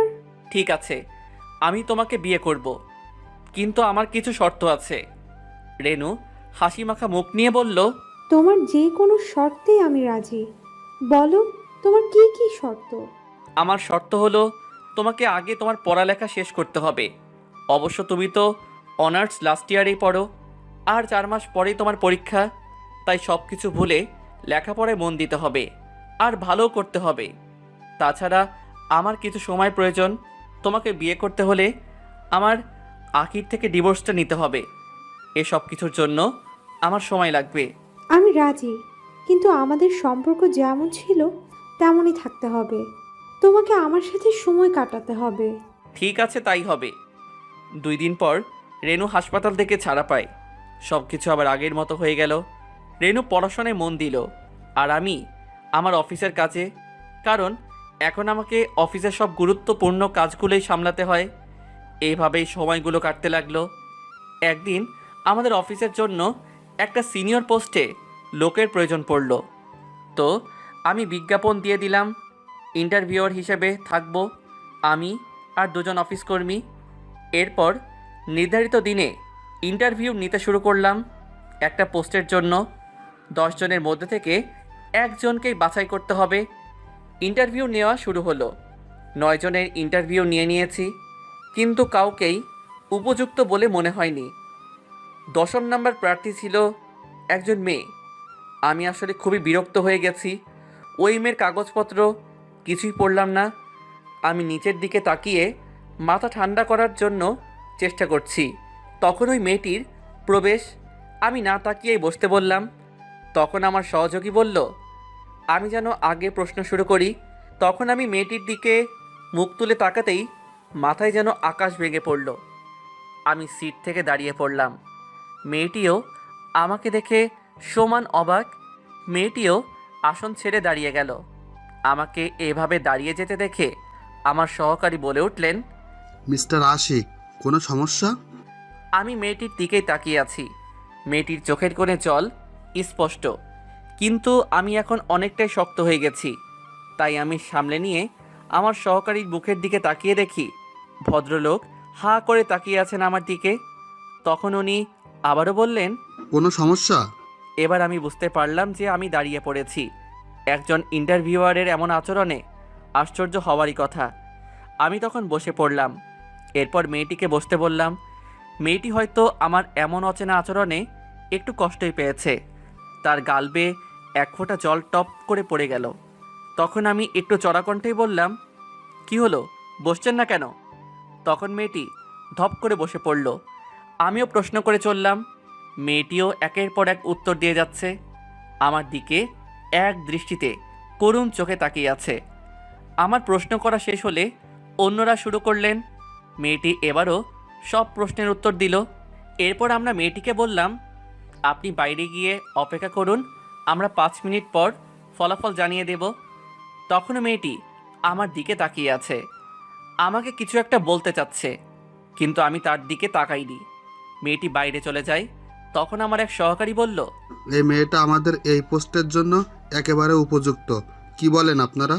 ঠিক আছে, মেয়েটাকে আমার কেবিনে পাঠিয়ে দিন, ওখানে সব কিছু নিয়ে আলোচনা করব। এরপর আমি কেবিনে চলে আসি। মাথাটা একেবারে ঝিম ধরে গেছে। চেয়ারে বসে ভাবতে লাগলাম, আপু আপু এখানে কি করছে? ও কাজ কেন খুঁজছে? আর যদি ওর কাজ করার ইচ্ছাই থাকে তাহলে আমাদের অফিসেই তো জয়েন করতে পারতো। এখানে এত দূরে অন্য শহরে আসার মানেটা কি? আর ওকে এতটা মনমরা লাগছে কেন? চেহারাটাও কেমন যেন ভেঙে গেছে। তখনই আদিবা আপু আমার কেবিনের সামনে আসে, বলল, আসতে পারি? হ্যাঁ আসুন। আমি চেয়ারে বসে আছি। আপু ভিতরে আসার পর দেখলাম তার চোখ লাল হয়ে আছে, মনে হয় কেঁদেছে। এতক্ষণ আমি কি বলবো কিছুই বুঝতে পারছি না। আমি কিছু বলছি না দেখে আপুই বলল, ভাইয়া তুই বেঁচে আছিস? আমার বুকের কোনো একটা জায়গা যেন লাফিয়ে উঠল। অনেক দিন পর আপুর মুখে ভাইয়া ডাকটা শুনলাম। আমি আর নিজেকে সামলাতে পারছি না, কিন্তু এখন আমায় কাঁদলে চলবে না। আমি উঠে দাঁড়িয়ে কঠোর কণ্ঠে বললাম, আমি মরে গেলে হয়তো ভালো হতো, তাহলে আমার মতো অমানুষের চেহারাটা আপনাকে আজ দেখতে হতো না। তখন দেখলাম আপু ডুকরে কেঁদে উঠল, গলা দিয়ে আওয়াজ বের হচ্ছে না। ওর কান্না দেখে আমারও খুব কষ্ট হচ্ছে। তারপরে বললাম, আরে আপনি এভাবে কাঁদছেন কেন? তখনই আপু দৌড়ে এসে আমার গলা জড়িয়ে কান্না জুড়ে দিল।